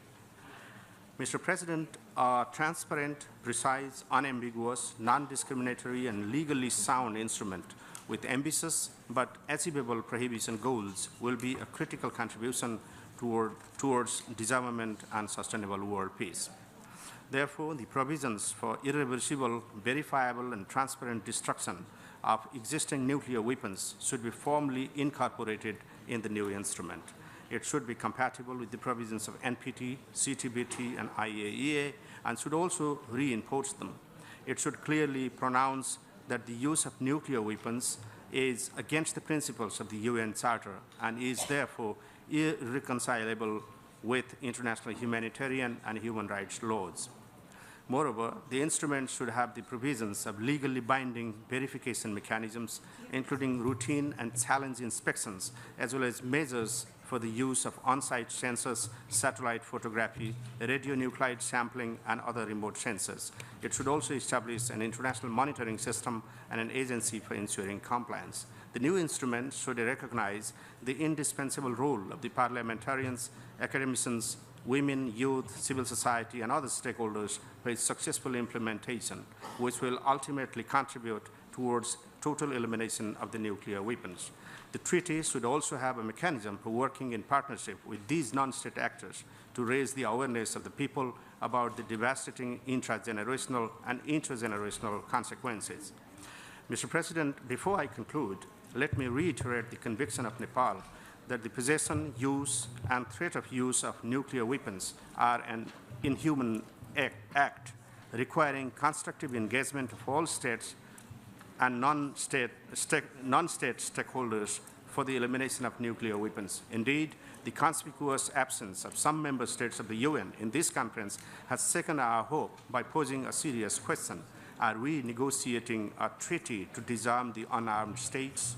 However, we must never lose hope that they will realize their greater responsibility towards humanity and will come back to the negotiation table sooner than later for the sake of a secure and prosperous future for their own peoples as well as for the sake of the humanity as a whole. Since the new treaty cannot be implemented successfully without the cooperative and consensual participation of the states possessing nuclear weapons, we should redouble our diplomatic efforts to create an environment of mutual trust and confidence. We should also re-energize our collective political will to achieve shared objectives of global peace, security, and prosperity by eliminating nuclear weapons and diverting resources used for armaments towards achieving sustainable development goals and beyond. Nepal will continue to work closely ahead with you, with the Bureau, and all delegations seeking a successful conference which will be the success of the entire humanity. I thank you, Mr. President.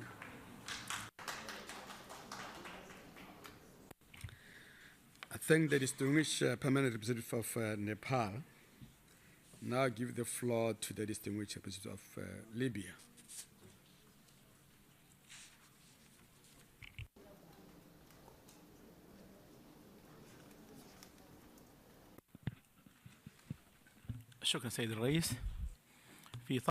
Thank you, Mr. President.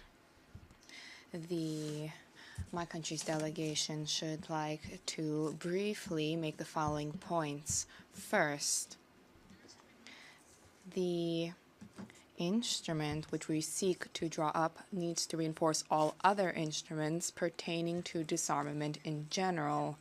This includes the CTBT, this includes the NPT, as well as all other treaties having to do with nuclear weapons-free zones. This is also an instrument which must go hand in hand with Article 6 of the NPT. Furthermore, this instrument must explicitly stipulate transparent and irreversible destruction of nuclear weapons arsenals. This destruction must be verifiable. We need to set up a specific timetable. Third, as regards the entry into force of this instrument, it would be constructive, as was mentioned by a number of colleagues, it would be wise for this mechanism to enter into force with a specific threshold, the existence of a specific number of states. Once we have a specific number of states, our aim is to move forward. Fourth, we believe that this instrument must stipulate regular meetings and conferences for states parties and for the purposes of review of this instrument. I'd like lastly to thank you, sir, for the efforts undertaken this week. We greatly appreciate the political will demonstrated by a number of states who have participated here. Of course, we cannot refer to all civil society organizations and all other stakeholders present with us, but we do We are eager to cooperate with all stakeholders, including during our meeting in July. Thank you. Thank the distinguished representative of Libya. Now we give the floor to the distinguished representative of Liechtenstein. Thank you, Mr. President. Mr. President, with the discussion of this last topic today, we conclude a very productive week with broad engagement and very interesting exchanges. This is a solid basis to collectively move ahead in our common project and agree on a nuclear weapons ban treaty. Mr. President, on the topic at hand, the institutional arrangements, let me reiterate that a nuclear ban treaty is a crucial contribution to the implementation of the NPT's Article 6 obligation to pursue nuclear disarmament negotiations in good faith.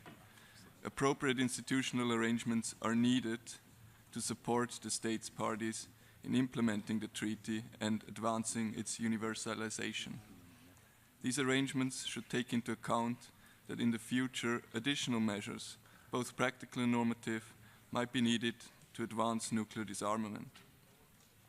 In general, the treaty's arrangements could be modeled after the institutional arrangement of other successful treaties in the area. Liechtenstein supports creating institutional arrangements to support states parties in treaty implementation. We are open to considering different options which give due regard to efficiency, including on resources, and by using existing expertise in the treaty's substance matter. This should include a clear mandate to oversee implementation and ensure compliance with the treaty's provision. We support those who call for building on existing expertise and institutional arrangements in the field of verification once this becomes necessary, including with the IAEA and the CTBT. We should also envisage mandating regular meetings of state parties and foresee the option of review conferences in order to allow states to engage on reviewing implementation, possibly also verification, on achieving universality, and also on questions of amendments or additions to the treaty. The treaty should include provisions on international cooperation and assistance that suggest areas where implementation assistance might be focused and discuss technical assistance to help states meeting treaty's obligation. For dispute settlement, the treaty should establish a procedure in line with other comparable treaties. In order to account for future developments, the treaty could foresee the possibility of amendments. The relevant provisions should not be too cumbersome or complicated. Furthermore, the ban treaty should not preclude other measures and further instruments to be developed at a later stage related to disarmament. Given the nature of the treaty, states parties should not be allowed to place reservations on the treaty. On joining the treaty based on precedents, the treaty should be open for signature to all states and subject to ratification, with a later possibility for states to accede. The treaty should urge state parties to actively work on universalization of the treaty. Through the creation of a stigma on nuclear weapons, the process of banning them should require governments to reject nuclear weapons for good and in their entirety. The entry into force should take effect after a determined number of states has ratified the treaty with no further conditions attached. The ATT could provide guidance in determining that number. I thank you. Thank the distinguished representative of Liechtenstein. Now we give the floor to the distinguished representative of Trinidad and Tobago.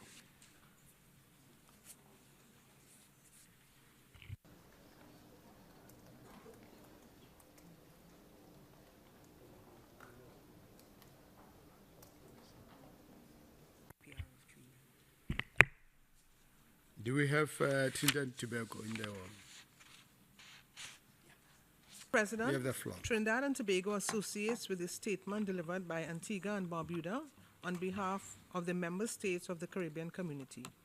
Mr. President, as we turn our attention to topic 3, institutional arrangements, my delegation reiterates the following essential elements which should continue to underpin our negotiations in this aspect of the treaty. The humanitarian concerns of nuclear weapons, 1. 2, the ability of the treaty to build upon and reinforce the existing legal framework regarding the prohibition of inhumane and indiscriminate weapons, such as the Biological Weapons Convention, the Chemical Weapons Convention, the Anti-Personnel Landmines Treaty, and the Convention on Cluster Munitions. 3, the extent to which the treaty reinforces other instruments that regulate nuclear weapons, such as the Nuclear Non-Proliferation Treaty, the Comprehensive Nuclear Test Ban Treaty, and Nuclear Weapon Free Zone Treaties. The treaty must be conceived as an important part of the mandate of the NPT to pursue multilateral nuclear disarmament in good faith set out in its Article 6. Against this backdrop, Mr. President, my delegation submits that the treaty's institutional arrangements should contain recognition of the rights of victims, including women, children, and the disabled, their challenges and need for assistance within a broader human rights-based framework. Additionally, the treaty must include additional practical and legally binding measures that will ensure the destruction of existing nuclear weapons in an irreversible, verifiable, and transparent manner. Efforts aimed at universalization of the treaty is imperative. In this respect, it is necessary to require states parties to implement national, legal, administrative, and regulatory measures to prevent and suppress any activity prohibited to a state under the treaty.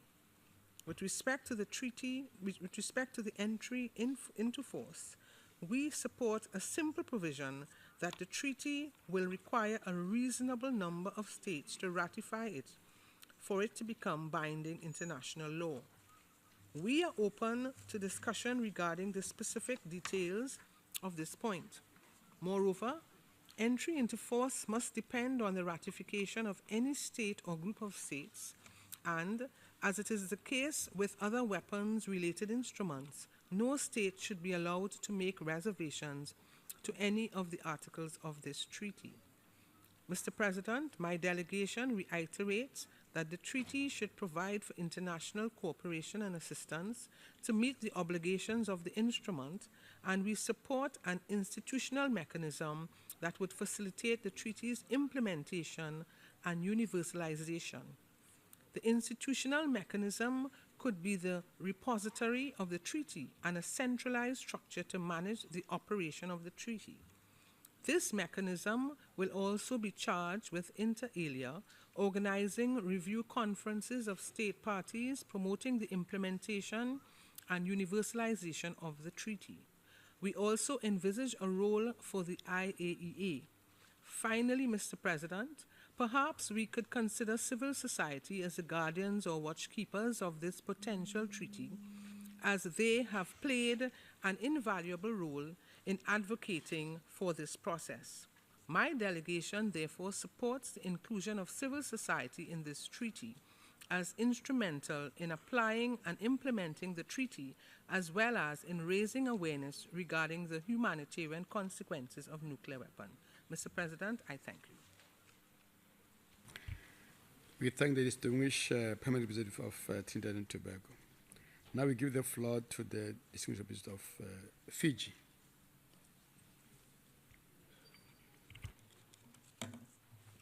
Thank you, Mr. President. First of all, we wish to congratulate you as President of the Conference and commend you for the excellent stewardship of this week's proceedings. We are taking the floor for the first time at this session. Firstly, allow me to share our views on the earlier topics addressed this week before coming to the issues of institutional arrangements. In this regard, Mr. President, the topic on principal objectives. Fiji once again stressed the objective to negotiate a legally binding instrument is to prohibit any use or threat of nuclear weapons based on international humanitarian law and human rights. Fiji speaks with first-hand experience of the destruction and long-lasting effects that nuclear weapons have had on our people, without victim assistance, reparation, and environmental degradation of the ecosystem.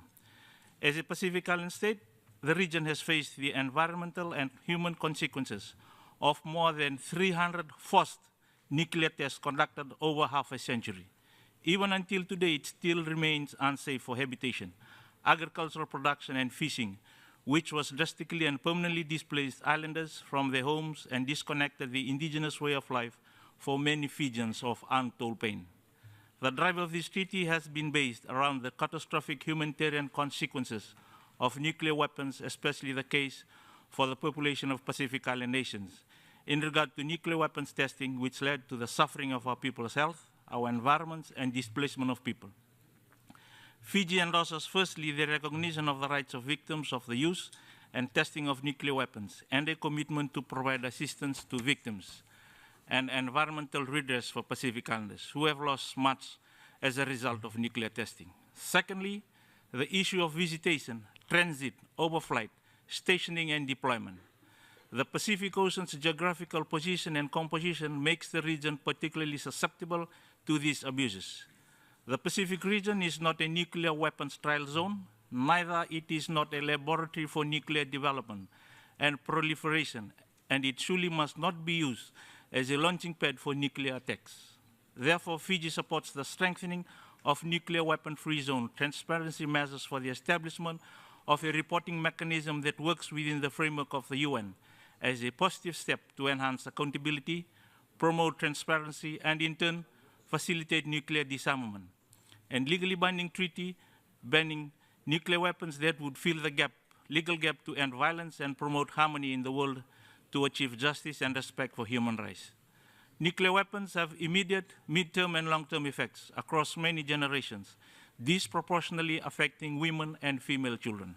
We need to ban nuclear weapons to reduce the risk of accidental, mistaken, unauthorized, or intentional use of nuclear weapons. So the treaty should emphasize the need to establish a clear legal standard to prohibit nuclear weapons, to reject any role for nuclear weapons in security doctrines or arrangements, and must recognize the goal of complete disarmament. All states are responsible to maintain international peace, security, and justice. On the topic of co-prohibition and legal measures, Fiji asks for a legal binding international instrument to explicitly prohibit nuclear weapons, which will stigmatize their possession and facilitate nuclear disarmament by prohibiting activities such as development, production, testing, acquisition, stockpiling, transfer, deployment, and use of threat of nuclear weapons, and also prohibit assisting, financing, encouraging, and inducing prohibit acts. The treaty should provide an obligation for a complete elimination of nuclear weapons and a framework to achieve it that would build on and reinforce other legal instruments, and should reaffirm the rights of people who have suffered from nuclear weapons in relation to rights of redress, especially to compensation from harm as a result of the use of nuclear weapons. There should be positive obligations to ensure rights of victims and survivors, to address the affected environments and provide international cooperation and assistance to meet obligations. Coming then to institutional arrangements, our view is that the treaty should be compatible with, build upon, and strengthen other key instruments, including the Non-Proliferation Treaty, Comprehensive Nuclear Test Ban Treaty, and Nuclear Weapons-Free Zone treaties. Fiji does not possess nuclear weapons. Fiji is a signatory to the South Pacific Nuclear Weapon-Free Zone Treaty, known also as the Treaty of Rarotonga. The Treaty of Rarotonga has established the South Pacific as an internationally recognized nuclear weapon-free zone. Nuclear weapon-free zones have been essential tools for establishing strong regional norms against the use, testing, and possession of nuclear weapons for a new legally binding instrument that would transform regional norms into global norms. Some specific elements that Fiji consider important for the treaty include the following, Mr. President. 1, the treaty should include a simple entry into force provision stipulating that it will become binding in international law once a member states have ratified it. Entry into force must not be contingent upon the ratification of any particular state or group of states. 2, states should not be allowed to make reservations to any of the articles of this treaty. Consistent to other weapons-related international agreements such as prohibitions of biological and chemical weapons, landmines, and cluster munitions, as well as nuclear weapon-free zone. 3, The treaty should provide for international cooperation and assistance to meet obligations of the instrument. 4, there should be regular meeting of states and review conferences in order to consider and take decisions with regard to the application or implementation of the treaty, such as concerning the operation and status of the treaty, matters arising from reports submitted to the treaty, international cooperation and assistance regarding the treaty, stockpile destruction, and related verification measures and other issues. 5th, civil societies, relevant organizations and institutions should be allowed to participate in these meetings as observers. Finding a text of the treaty should be made ready as soon as possible to allow states to negotiate in terms. I thank you again, Mr. President, for giving me the floor. I thank the distinguished representative of Fiji. Now we give the floor to the distinguished representative of Timor-Leste.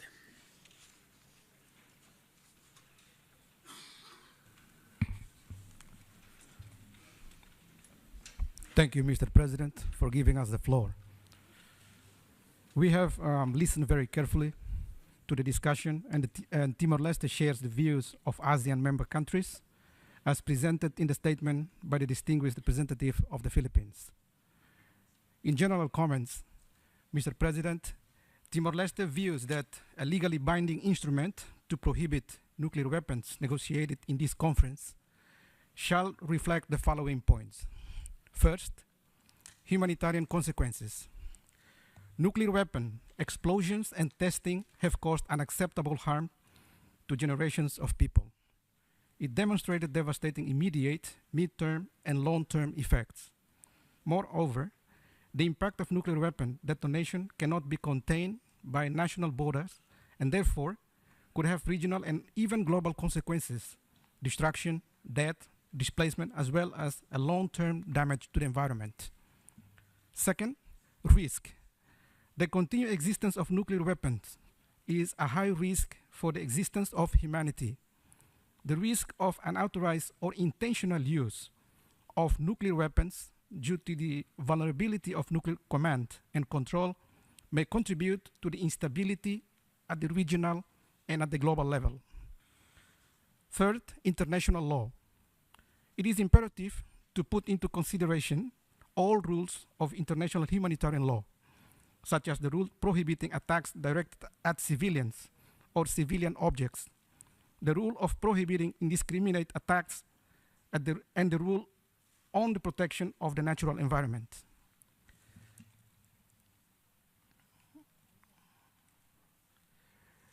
Timor-Leste also views that it is also imperative that the treaty should prohibit its parties, the nationals, and any other individuals subject to its jurisdiction from engaging in activities such as development, production, testing, acquisition, stockpiling, transfer, deployment, and use and threat of use of nuclear weapons. The treaty should also prohibit its parties, their nationals, and any other individuals subject to its jurisdiction from assisting, financing, encouraging, and inducing acts under prohibition. Finally, the treaty should also include positive obligations for state parties, such as ensuring the rights of victims and survivors of nuclear weapons activities, requiring actions to address damage to affected environments, and providing for international cooperation and assistance to meet the obligations of the instrument. Mr. President, in conclusion, Timor-Leste recognizes the efforts made by the United Nations in securing regional and global stability.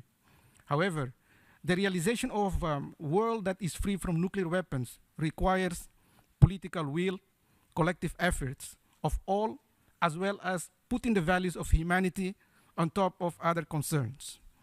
In these collective efforts, Timor-Leste continues to count on efforts made by civil societies, academia, and international community. I thank you, Mr. President. Thank the distinguished representative of Timor-Leste. Now we give the floor to the distinguished representative of New Zealand.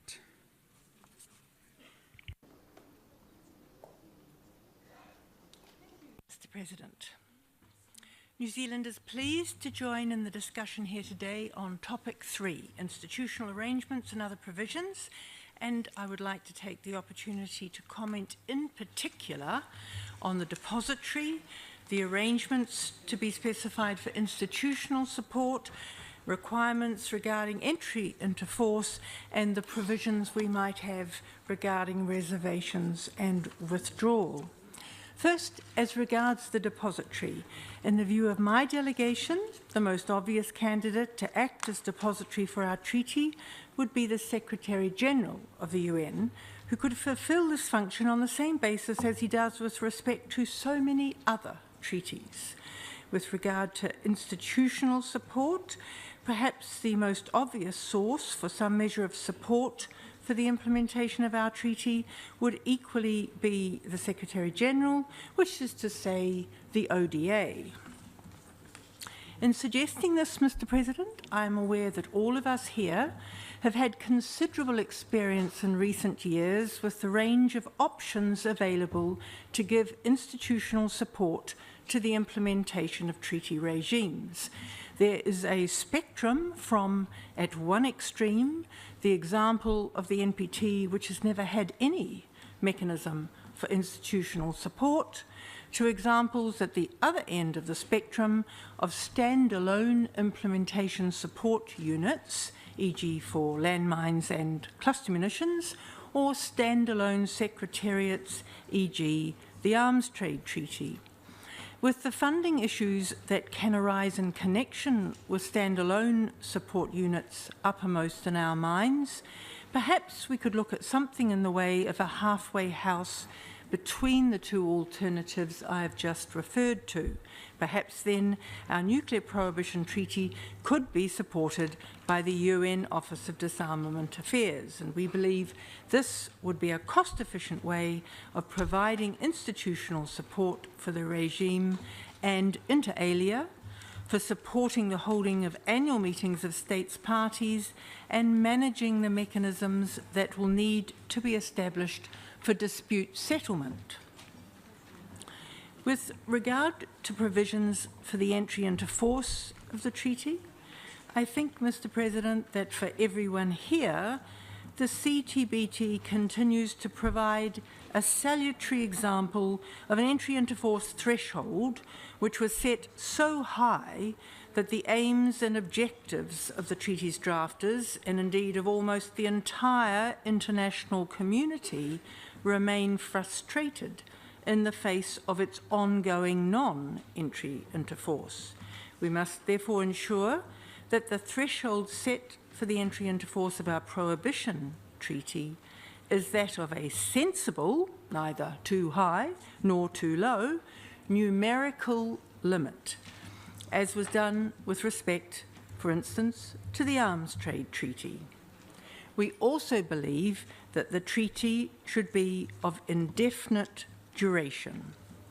As to reservations, whilst acknowledging that the Vienna Convention on the Law of Treaties provides in general a sensible regime with respect to the ability to enter reservations, New Zealand finds it a little difficult to envisage any reservation that might in fact be made to the Prohibition Treaty that was not likely to be contrary to its object and purpose. This would certainly be the case with regard to any reservation made in respect of any of its prohibitions. And in such circumstances, New Zealand favours the treaty, making it clear that reservations are not permitted. The final issue my delegation would like to comment upon is that of withdrawal. On this issue, Mr. President, we find ourselves rather conflicted. A priori, we believe a treaty setting a global norm to prohibit nuclear weapons should desirably not seem to contemplate the prospect of any withdrawal from it. We have, however, heard comments from a number of delegations over recent days who have suggested that the absence of a right to withdraw from the treaty could prove a barrier to joining it in the first place. We are conscious too of the provision in the NPT, and for that matter also the CTBT, regarding the qualified right of states to withdraw from those treaties, and we acknowledge the precedential importance of them. We will continue to listen with interest to the views of all colleagues on this issue. Whilst on the views of colleagues, Mr. President, may I take this opportunity to thank all the panellists we heard from yesterday. My delegation found their insights of great value, and I would certainly hope that we will be able to draw again on their expertise during our concluding session this coming June-July. Thank you, Mr. President. Thanks the Ambassador of New Zealand. And now give the floor to the distinguished representative of Solomon Islands.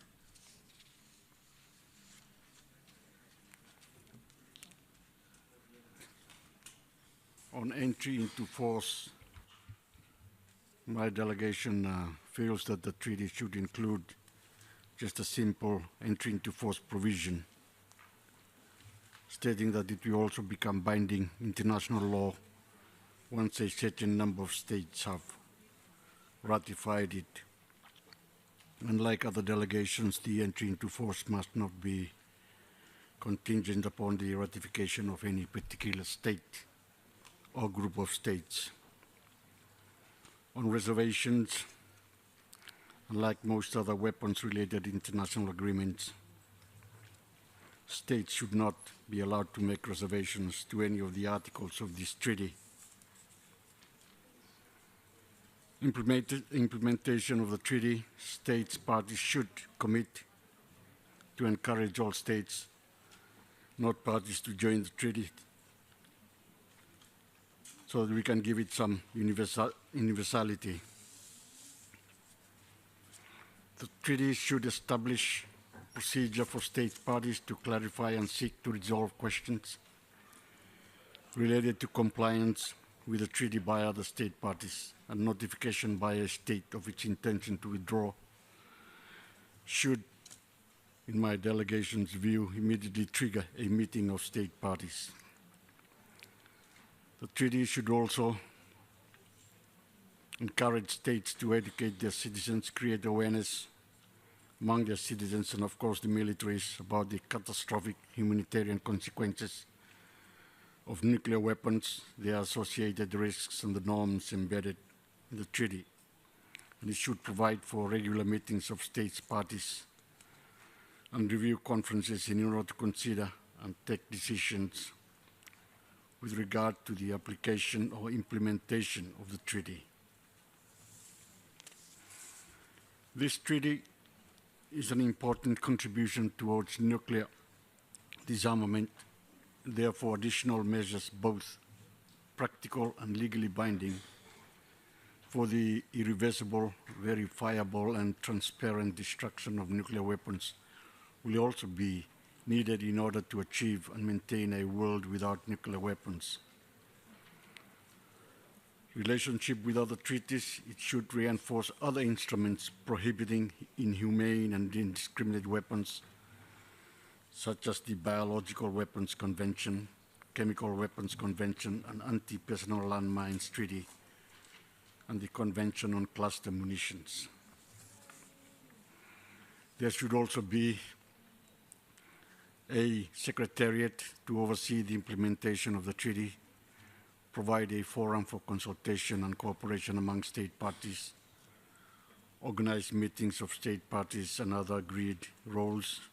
And here I heard New Zealand and other delegations on their views on this one, but that's something, of course, we can further consult on. And state not parties to the treaty, as well as the United Nations, other relevant international organizations, institutions, and civil society should be allowed to participate in these meetings as observers. Mr. President, as eloquently put by my colleague from Fiji earlier on this morning, the Pacific Islands have been disproportionately affected by the 300 nuclear weapons test detonations during the 1940s to as late as 1960. And in regard to the importance of our marine environments too, there's been a lot of destruction. As a result, Solomon Islands calls for the treaty's institutional arrangement to ensure all states parties provide for international cooperation and assistance to help affected state parties meet their positive obligations. And these positive obligations include environmental rehabilitation, risk awareness, assistance to victims and survivors, and stockpile destruction, but with no onerous obligation on non-nuclear states. I thank you, Mr. President. I thank the distinguished permanent representative of Solomon Islands. And now I give the floor to the distinguished representative of Egypt.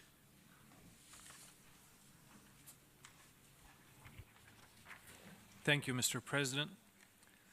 My delegation believes that the following possible institutional arrangements could be incorporated in a legally binding instrument for the prohibition of nuclear weapons leading towards their total elimination.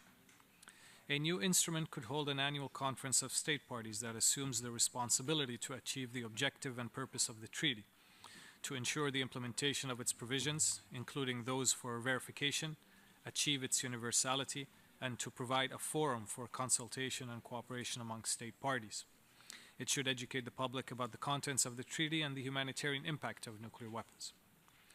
A new instrument could include a periodic review mechanism that would review and strengthen the implementation of the new instrument and review its operation and status. Such a review conference could be held similar to practices conducted in other conventions every 5 years. A review conference should be convened by the Secretary General of the United Nations 5 years after the entry into force of the new instrument. The treaty should be open for signature by any state and should be subject to ratification by its signatories. With regards to the issue of entry into force, the instrument should enter into force after a specified number of states have ratified it. It should not be conditional upon the ratification of any particular state or group of states. The instrument should include provisions that allow for the sovereign right of withdrawal of any state from the treaty in accordance with the Vienna Convention on the Law of Treaties. We believe, Mr. President, that an institutional structure ought to be established within the framework of the instrument in order to enable it to conduct all necessary coordinating matters related to verification as well as technical assistance in collaboration in order to collaborate with the International Atomic Energy Agency. I thank you, Mr. President. I thank the distinguished representative of Egypt. Now I give the floor to the distinguished representative of Islamic Republic of Iran.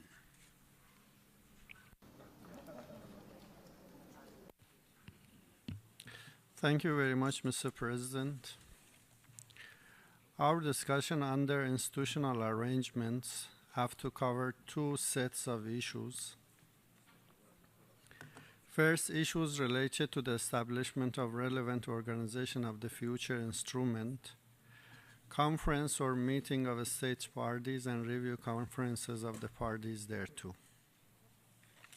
Second, issues that are known as the final clauses of the legally binding instruments that include such issues as signing, ratification, entry into force, dispute settlement, reservation, withdrawal, amendment, depository, relationship of the instrument with other relevant legally binding instruments, relationship of its states parties with non-parties, the authentic text of the instrument, and finally, how to improve and ensure its universalization.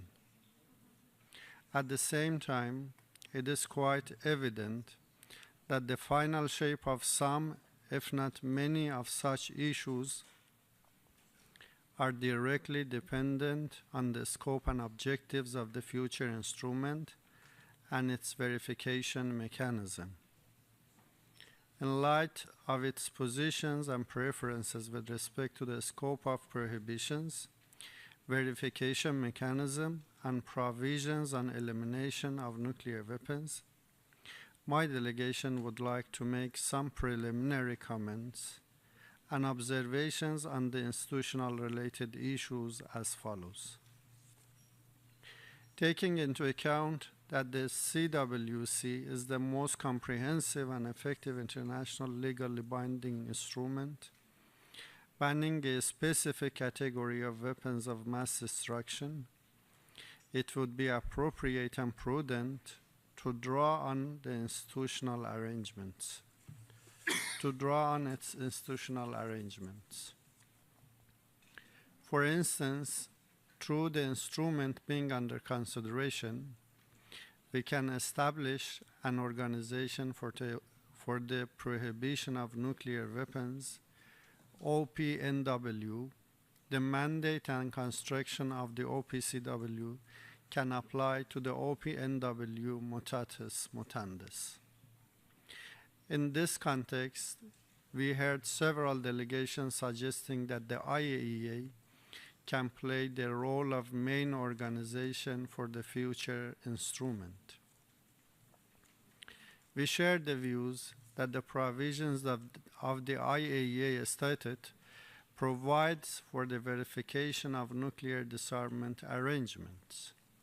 We also take into account the fact that almost all the participating states in this conference are the IAEA member states. However, we have serious doubts that the IAEA can play such a role, due mainly to the fact that the IAEA operates under the authority and based on the decision of its Board of Governors, the membership of which always include over 50 countries that are absent in this conference and are not expected to participate to the future instrument, at least in the short run.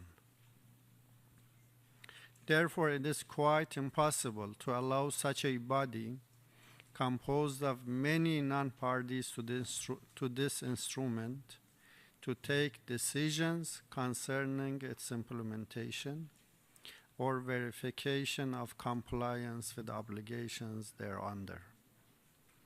This important issue needs to be taken into account while considering the institutional arrangements. On COP, MOP review conference and the like, my delegation believes that we can also use the same model of COP, MOP review conference and the Executive Council of the CWC.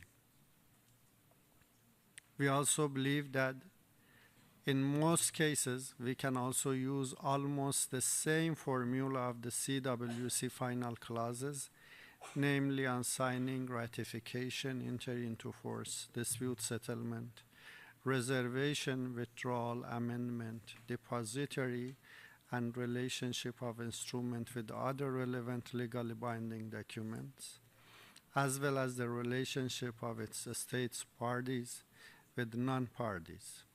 I would like to stress once again that the future instrument should complement all existing international legally binding instruments governing nuclear weapons. Moreover, in terms of elimination, its implementation needs to be time-bound and should not be left to an unpredictable future. Finally, in our view, the issues related to implementation of the future instruments are of utmost importance and therefore deserve our particular attention.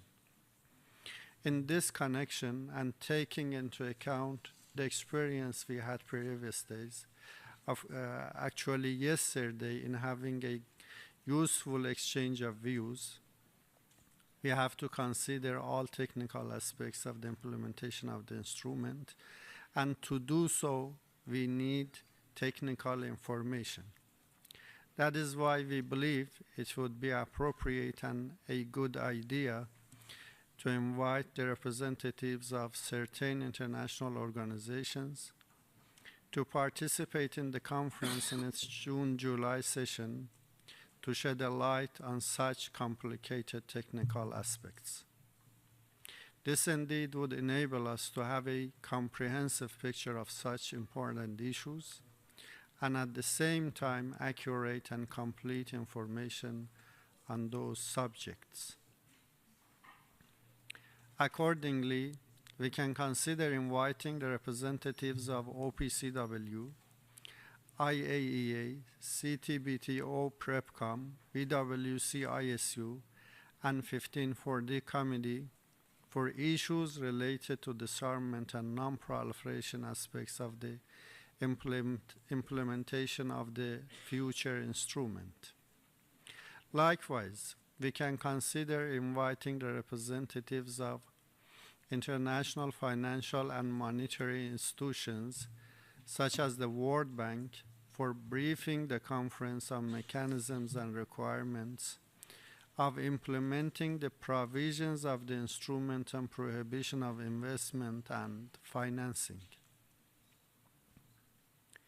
Equally, Mr. President, we may consider inviting the representatives of World Customs Organization, WCO, International Maritime Organization, IMO, International Civil Aviation Organization, ICAO, and International Road Transportation Union, IRU, for educating the conference on the issues related to the implementation of provisions of the instrument on such prohibitions as import, export, transit, transfer, and transshipment.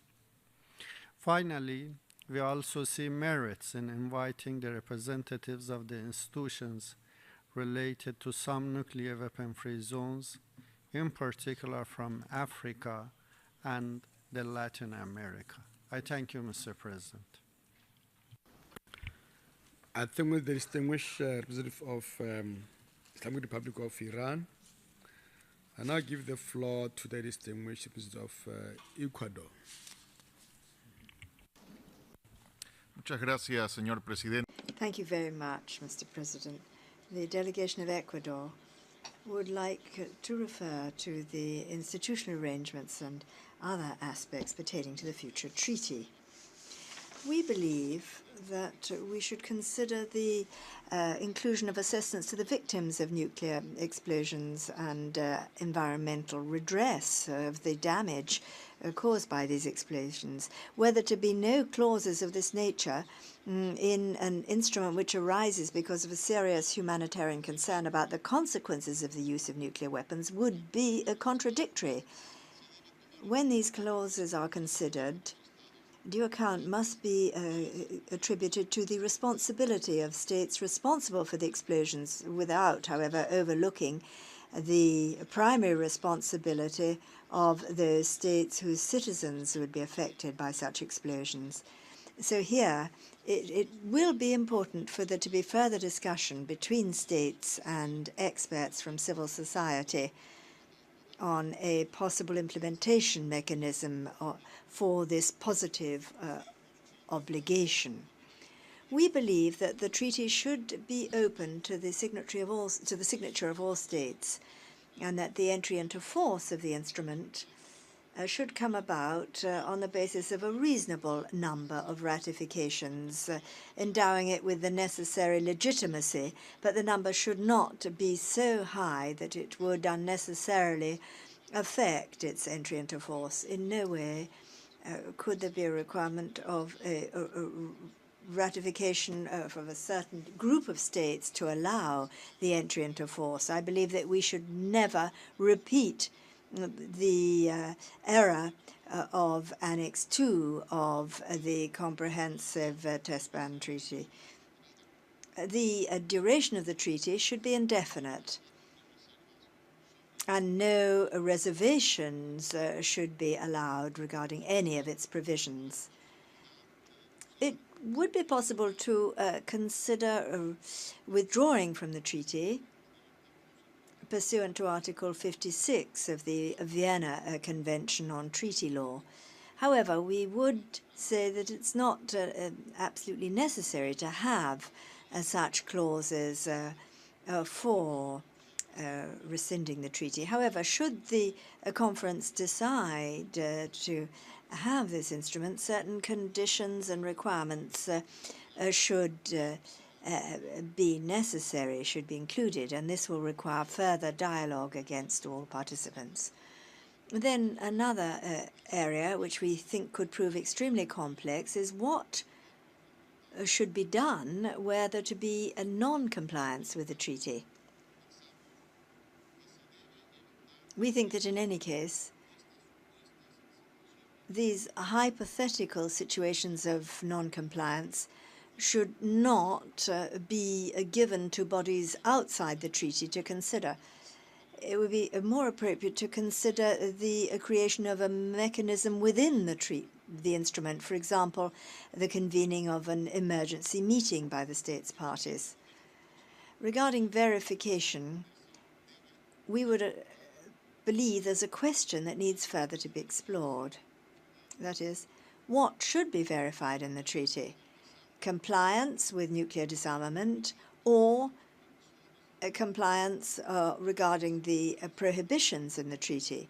We think that once we all enjoy greater clarity on this, it might well be easier to consider the provisions on this particular issue. The treaty should stipulate that there should be annual meetings and emergency meetings of the Conference of States Parties, indicating the reasons and also scheduling of such emergency meetings. The Conference of the States Parties should be able to negotiate and adopt protocols allowing the treaty to grow organically, as well as the inclusion of implementation mechanisms for its provisions. We believe, again, that there should be review conferences, if possible, every 5 years. These would have the task of scrutinizing the implementation and universalization of the treaty. On the conferences of states parties and review conferences, there should be invitations extended to observer states which are not under the nuclear weapons-free area, also the UN and its agencies, the IAEA, the NTP, the International Red Cross, and the Committee of the International Red Cross and Red Crescent. There should also be provision for participation on the part of civil society. However, were there to be hypothetical failures to comply with the treaty, and given the formula to be put forward for this, obviously these states parties meetings under such circumstances would be open only to states parties, without there being any observers present. We believe that we could consider establishing an executive secretariat with a clearly defined restricted role regarding the mechanisms for technical assistance and communications pertaining to the implementation of the treaty. However, again, we think further discussion is needed on this, and in any case, a subsequent decision of the Conference of States Parties that could always be taken on this in an additional protocol were that to be deemed necessary. And lastly, there should be provisions in the treaty on international cooperation and technical assistance, both regarding compliance with the prohibitions and the positive obligations enshrined in the treaty. Thank you very much. I thank the distinguished representative of Ecuador.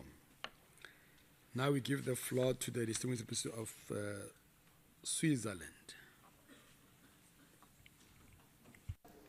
Thank you for the opportunity to have an exchange on the legal and institutional aspects of the treaty.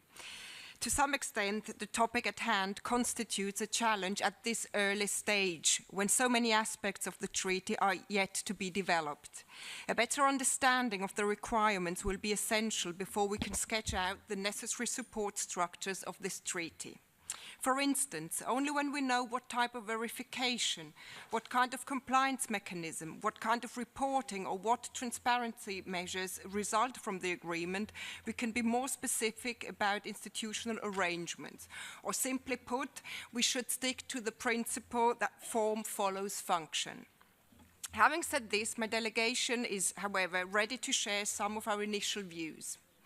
As a matter of principle, we think it would be wise to keep the treaty's institutional footprint as limited as practically possible. This would correspond to the shared view that the ban is one instrument among several, and that its underlying function is to contribute to effective implementation of Article 6 of the NPT, which remains the cornerstone of nuclear non-proliferation and disarmament regime. Meetings or conferences of states parties would seem to be necessary. Only a few treaties entail no regular meetings. The practice today is to put in place structures that facilitate the implementation of the norms negotiated. However, we will have to look at the actual need in terms of length and periodicity. In this context, we would like to re-emphasize the treaty's complementary nature to the NPT. The ban treaty is but one piece of puzzle in the existing architecture, leading to a world free of nuclear weapons. This should also be reflected in the meeting structure. Also, we should as much as possible rely on existing structures and not create specific new ones in support of this treaty. The fact that verification guarantees should be outsourced to the IAEA has already been highlighted on numerous occasions. The servicing of any meeting or conference of states parties should be provided by the UN. The UN could also do any other basic secretarial support if and when required. In case the treaty will entail a reporting system, and we do believe that the treaty should have requirements of this nature, a possible way forward would be to build on the repository of information provided by nuclear weapon states, which was established on the UNAIDS's website based on Action 21 of the final document of the 2010 NPT Review Conference. Another area where we will need to have greater clarity before being able to move forward on institutional aspects is whether the treaty will be open to additional protocols for states possessing nuclear weapons, even though we remain to be convinced about the concrete added value of this option. Somewhat related to that issue are the provisions for amendments to the treaty. Careful consideration will have to be given to this issue, and several options can be considered in this area. Regarding the duration of the treaty, we do not see any reason why it should be limited in time. It should be of indefinite duration, in line with the shared understanding that the treaty should fill a legal gap, which of course should be filled permanently. When it comes to the issue of withdrawal from the treaty, we are of the view that this should be possible. However, we think any withdrawal should be linked to very specific requirements. There is a standard approach that we find in many disarmament treaties like the NPT, the CTBT, the zone treaties, as well as the CWC, where withdrawal is possible if extraordinary events linked to the subject of the treaty arise. Such a formula seems appropriate for our treaty as well. We would specify that in view of the possible consequences of any withdrawal from the Treaty for International Peace and Security, the withdrawal should be notified to the UN Security Council and also trigger an extraordinary meeting of state parties. The withdrawal provision should also recall that the withdrawal shall not in any way affect the obligation of states to continue to comply with relevant rules of international law, notably the Charter of the UN, IHL, and human rights laws. Regarding the entry into force, provisions should remain straightforward, not establishing a complicated and certainly not a discriminatory formula. Entry into force should simply follow ratification by a set number of states. In view of the nature of the treaty, there is no need for that number to be unduly high. Finally, regarding the question of the appropriate depository, there is no reason for not granting this task to the Secretary General of the United Nations. Thank you, Mr. President. I think the distinguished representative of Switzerland, we give the floor now to the representative of Uganda.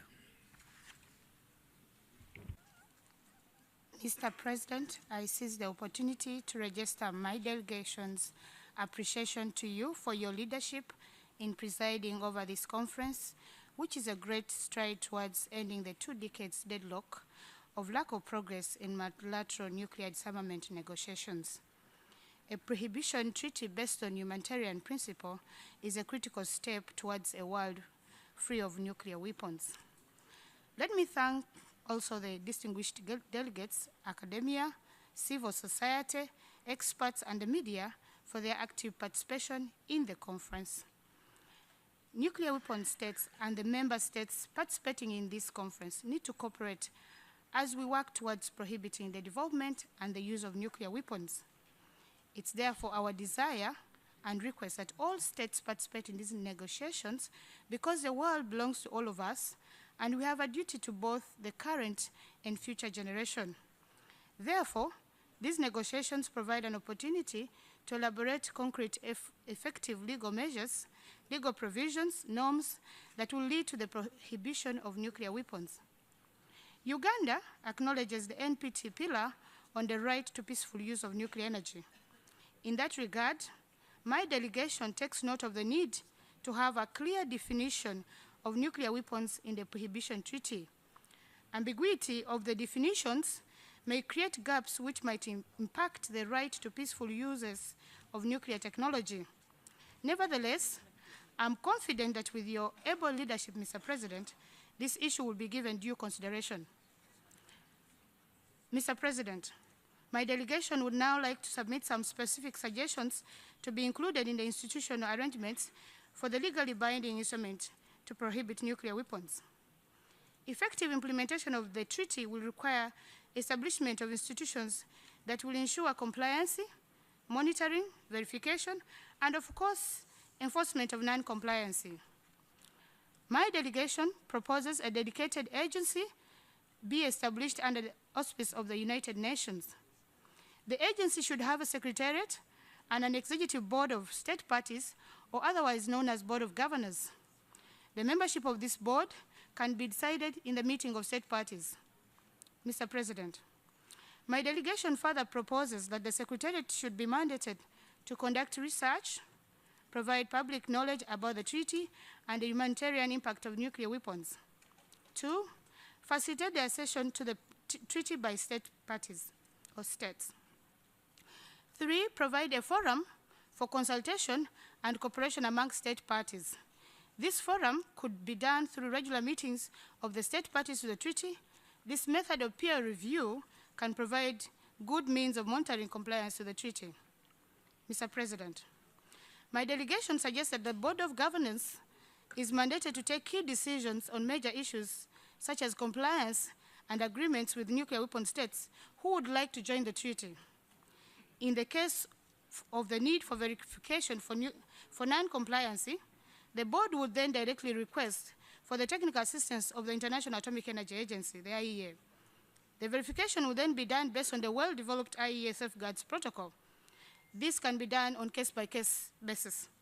Mr. President, in case of non-compliance and failed negotiations at the level of Board of Governors, the matter may be referred to the International Court of Justice for decision, which can further be discussed at the UN General Assembly. Finally, Mr. President, let me re-echo the shared concern by most delegations here that the absence of concrete and effective steps to prohibit nuclear weapons proliferation and disarmament is one of the greatest threats to international peace and security. Therefore, to reaffirm our shared responsibility of preventing the use of nuclear weapons, their proliferation, and achieving nuclear disarmament, there is need for all states to realize that nuclear weapons have catastrophic humanitarian consequences and should be prohibited. I wish to note that a sound institutional framework will facilitate the successful implementation of the Prohibition Treaty. I thank you, Mr. President.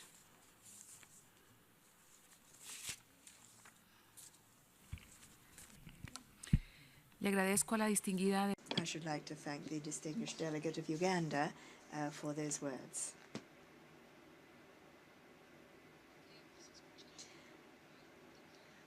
The conference, I think, has now heard the last speaker on this item this morning. We shall continue with the list of speakers and the program announced this morning as from 3 o'clock this afternoon. So I look forward to seeing you here. I trust you have a good lunch break, and the meeting now stands adjourned.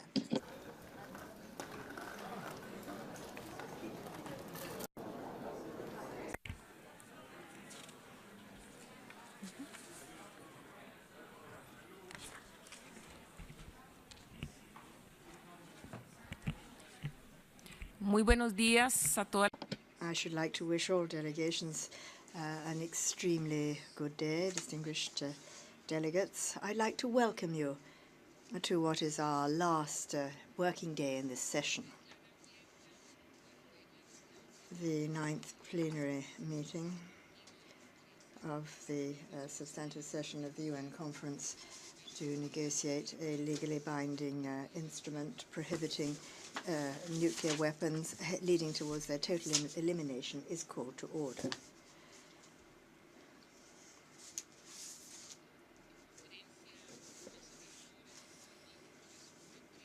We shall now look at topic 3. The conference will begin its consideration then of institutional arrangements under sub-item B of agenda item 8. We have a large number of delegations, a long list of those who have put their names down to take the floor, so I'm sure that we shall have a very useful exchange of views. First of all, we have the delegation of Antigua and Barbuda on behalf of the Caribbean community.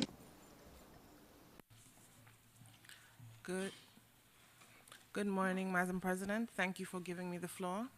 I have the honor to speak on behalf of the 14 members of the Caribbean community, CARICOM. The case for the Nuclear Weapons Ban Treaty has been driven by serious concerns regarding the humanitarian consequences of nuclear detonations.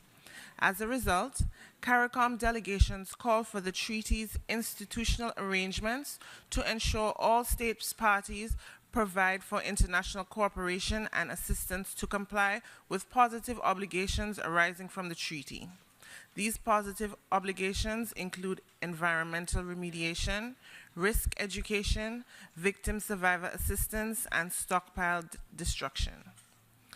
The treaty's institutional arrangements should further include obligations on states to promote universalization of the treaty and discourage violations of its norms. National measures to implement the treaty's obligations could include penal sanctions to prevent and suppress violations of the treaty and its norms. Madam President, we believe that the contribution of civil society has been instrumental in this process and should be included in the treaty as instrumental in applying and implementing the treaty, as well as in raising awareness regarding the humanitarian consequences of nuclear weapons. Additionally, the member states of CARICOM are of the opinion that the treaty should establish a mechanism that will facilitate the treaty's effective implementation and universalization. This mechanism will be responsible for overseeing the operation of the treaty, to ensure compliance, to manage follow-up steps, and to provide a forum for consultation and cooperation among states parties.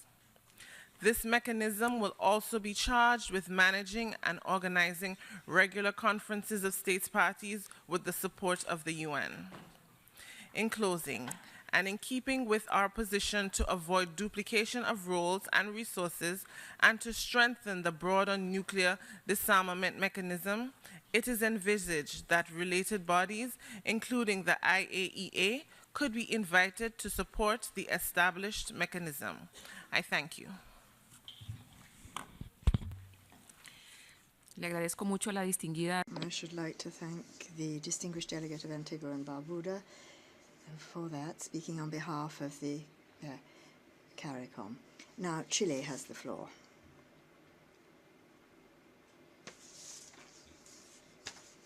Thank you very much, Madam Chair.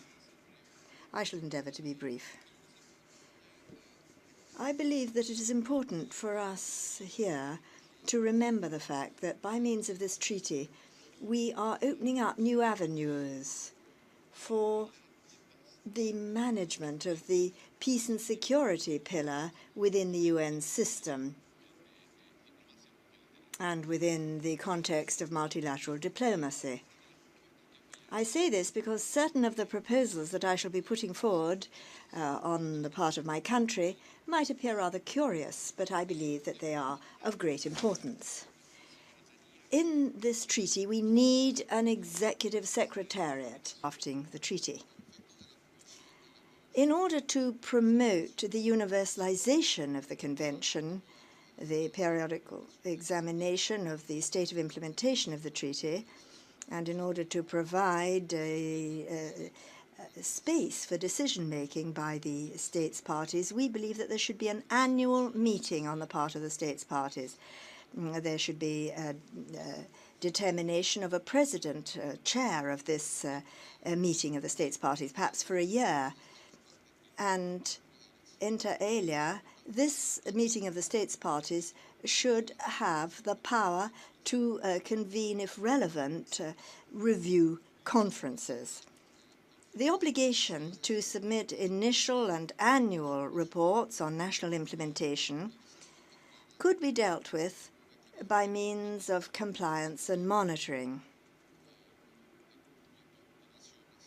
Compliance with obligations, or what certain delegations have dubbed verification of compliance of the obligations of the original parties to the treaty. We talked yesterday of two types of verification. Verification of elimination by those possessing nuclear weapons, but also verification regarding compliance with our obligations. So therefore we believe that initial reports as well as annual reports will prove necessary.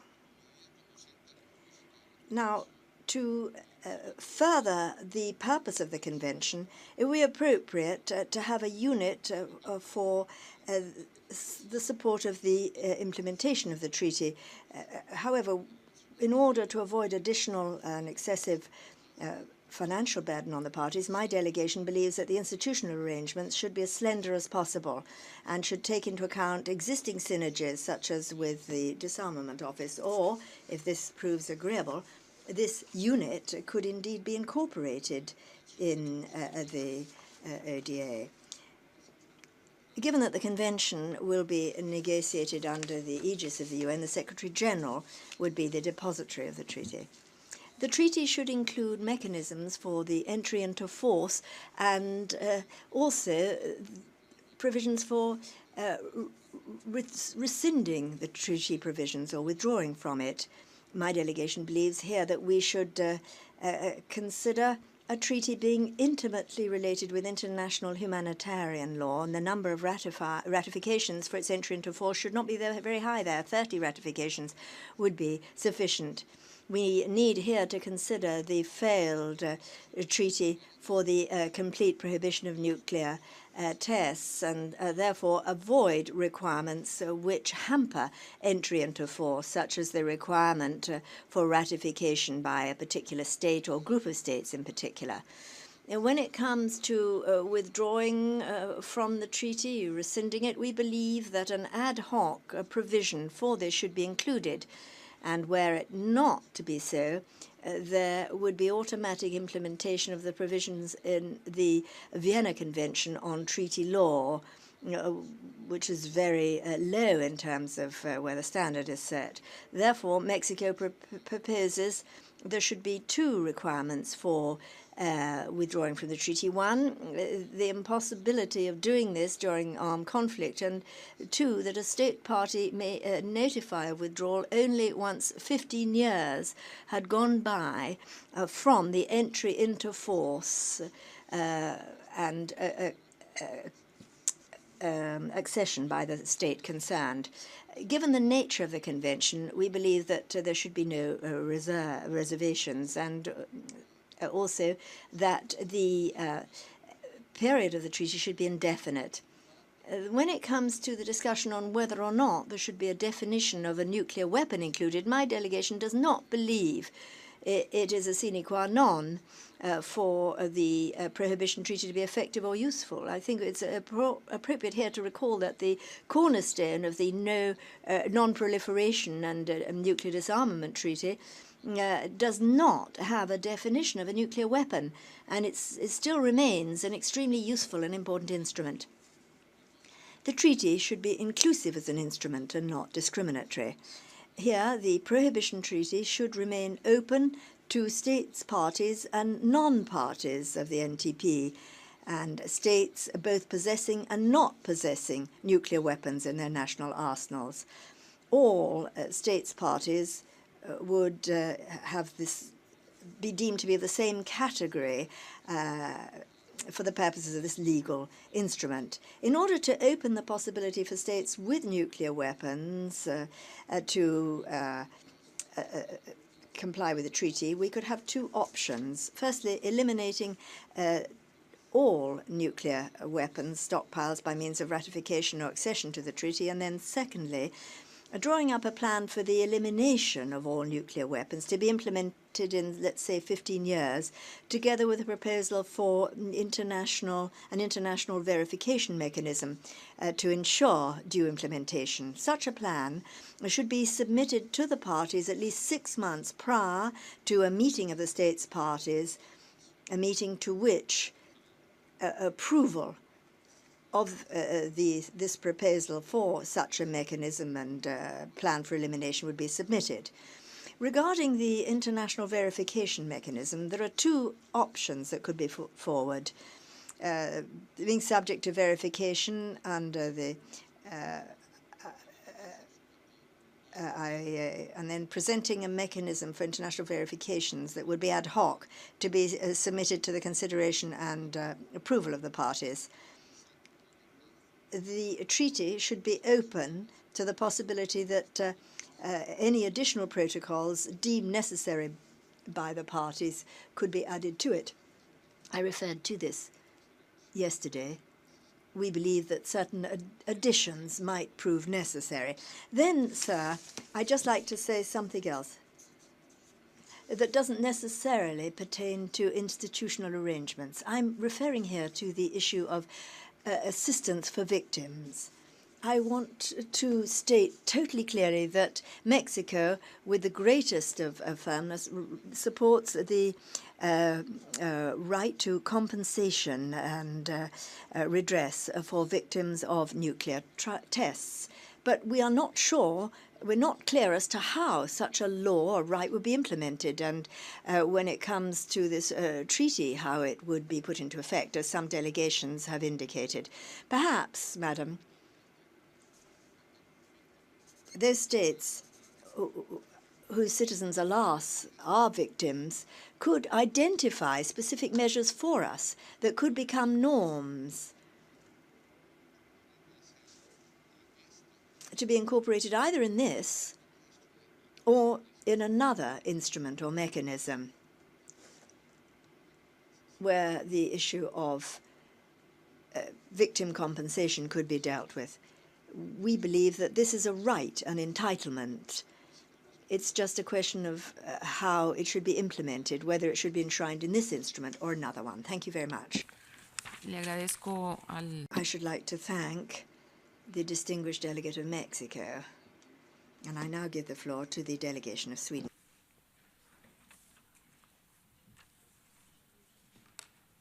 Thank you, Madam President. Like for other treaties, we believe that there should be some kind of institutional arrangements. They should be efficient and cost-effective. A small ISU, implementation support unit, could be established. We foresee annual short meetings of state parties and reasonably short review conferences every 5th year. State parties should report on the implementation of their commitments to these meetings. The treaty should be of indefinite duration. It should be possible for a state party to withdraw from the treaty, but only after a meeting of state parties. However, when all the nuclear weapon states are parties to the treaty, a review or amendment conference could be convened, deciding that it should no longer be possible to withdraw from the treaty. The Secretary General should be the depository of the treaty. Regarding the entry into force provision, we believe that it could occur when 80 states have ratified the treaty, based on the number of states that supported the resolution in the General Assembly, the number of member states of the United Nations, and the number necessary to make the treaty legitimate.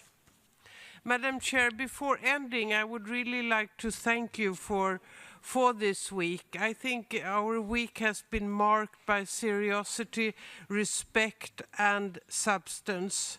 And the interactive session proved to be very useful.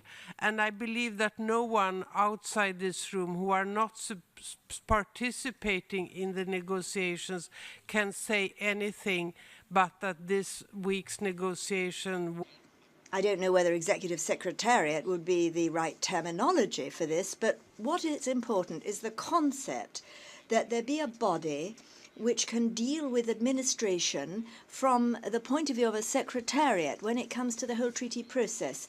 So I come back once again to this concept of the treaty as being a process, that is, a global product, a global public asset, which will develop over time, which will grow, and the impact of which will increase ever more on the peace and security pillar in the multilateral system.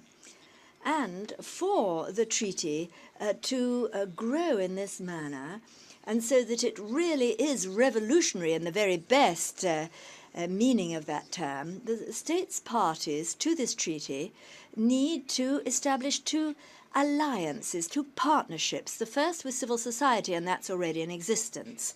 The second is with the academic world.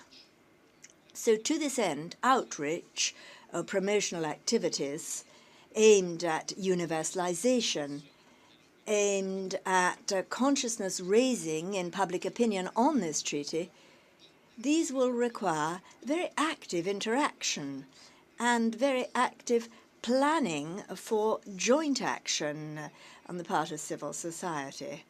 I think that that has to fit in somewhere. I don't know whether the preamble would be the best place. It would be wonderful were we to be able to incorporate something of this sort in the operational articles of the treaty. And then reference could be made. There's a reason that's very simple to this. If we really want the treaty to meet its end of eliminating nuclear weapons, we're going to have to win over lots of people. And if we're going to do that, we've got to start with young people, with students. So therefore, the partnership with the academic world is very important here. When the time comes, this delegation will put forward a text to deal with this. As I say, it should be amongst the executive articles, as it were, otherwise in the preamble. Now, when it comes to the verification formula, at present, given the juncture of our discussions here, and we come with an open mind, we're flexible, we have no preconceived ideas, so that we can reach an agreement with other delegations and with civil society and the academic world to come up with the best formula. And so we think what Professor Gautam Uttasana of the CNS suggested yesterday, he's a member of our delegation as well, this is the best formula to date, South Africa Plus. Now, what does this mean? In this model, accession occurs only once those states which possess nuclear weapons have done away with their arsenals, the policies and programs associated with those nuclear weapons as well. Now, that's very important. This would spare us the extremely tedious negotiation on elimination and verification clauses. So those states which wish to be party to the treaty have to prove the absence of arms and nuclear programs by means of accepting broad safeguards, which we all have with the IA, but also the additional protocol. Chile has said this, and I myself voiced this in the conference in Vienna. The protocol must be part and parcel of the standard mechanism of verification that the body has.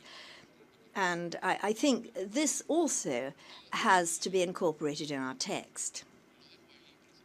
That's all I'll say for now, Madam Chairman. I will spare you further thoughts. Thank you. Delegado de Chile. Thank you very much, the delegation of Chile. The floor now goes to the delegation of Mexico. Thank you very much. As we indicated, Madam, in yesterday's informal meeting, the discussion on institutional arrangements and other provisions provides us with an opportunity, in addition to discussing administrative and additional matters in the strict sense of the term, it provides us with an opportunity to find solutions to a series of complex issues which are identified in the preceding two sessions, such as, for example, verification and elimination. So then, regarding this issue, my delegation believes that the following elements should be considered when drafting. Was really a serious one, and I do look forward to our continuation in July. Thank you, Madam. Le agradezco mucho. My thanks go to Ambassador Valdez for those words. Your kind words indeed, and your on this week of the conference. The delegation of Brazil now has the floor. Madam President, we are now embarking upon the last section of this conference. It is dedicated to the institutional arrangements for the Nuclear Weapons Ban Treaty. During this week, we had fruitful discussions on the treaty's substance. The question we should ask ourselves now is what would be the most suitable institutional frame for the treaty, as well as the contents of provisions regarding accession, reservation, entry into force, withdrawal, and the possible need for secretariat. The treaty's effectiveness and the level of support will hinge to a great extent on those issues. They should merit, therefore, our careful scrutiny. Madam President, at the very first session of the open-ended working group taking forward multilateral nuclear disarmament negotiations, held in Geneva last year, Brazil submitted in its national capacity the document A/AC.286/Working Paper 10 on possible elements for a nuclear weapons ban treaty. On that occasion, we proposed a hybrid arrangement. It differs from both a standalone instrument and a comprehensive convention. The former would be a treaty focused almost exclusively on core prohibitions, whereas the latter would address all issues pertaining to nuclear weapons, such as the fundamental prohibitions and obligations of states, a verification regime for nuclear weapons, the elimination of nuclear arsenals and measures to ensure irreversibility of fissile materials used for military purposes. A hybrid agreement comprises either a set of mutually reinforcing instruments dealing progressively with various aspects of the nuclear disarmament process, or a main prohibition agreement followed by subsidiary agreements or protocols thereto. Under ideal circumstances, a comprehensive convention would be undoubtedly the best option, since all issues could be dealt with in a single stroke. But in view of the nuclear weapon states and allied countries' current reservations about a ban treaty, Brazil deems the notion of a hybrid arrangement to be the most viable option on the following grounds. The effects of a nuclear weapons ban treaty, whatever its format, will be first and foremost of a political and legal nature, and it will have a great impact in shaping and driving the disarmament agenda. By setting out a clear commitment and parameters regarding further initiatives for the actual elimination of nuclear weapons, Bearing in mind nuclear arms possessing states, it translates into legally binding action the so far elusive obligation contained in Article 6 of the NPT. Secondly, such an agreement will allow for flexibility for confidence-building measures with a view to strengthening its support base. This approach should provide for smooth transition from the nuclear status quo to nuclear disarmament, taking into account the concerns of all states simultaneously.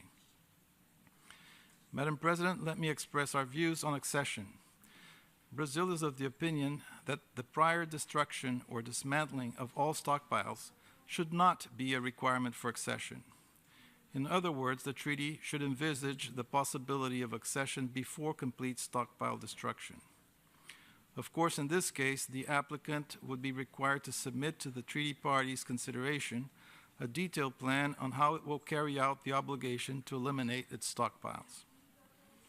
Brazil favors this approach based on the positive experience of the Treaty of Tlatelolco. Article 29 of the treaty defines the requirements for entry into force of the treaty for an individual ratifying state, but also grants states the right to waive those requirements, wholly or in part, at the time of ratification or subsequently. Those requirements were the ratification by all states within the area of application of the treaty, the ratification by all powers possessing nuclear weapons of a specific protocol addressed to them, the ratification by all states having de jure or de facto international responsibility for territories situated in the area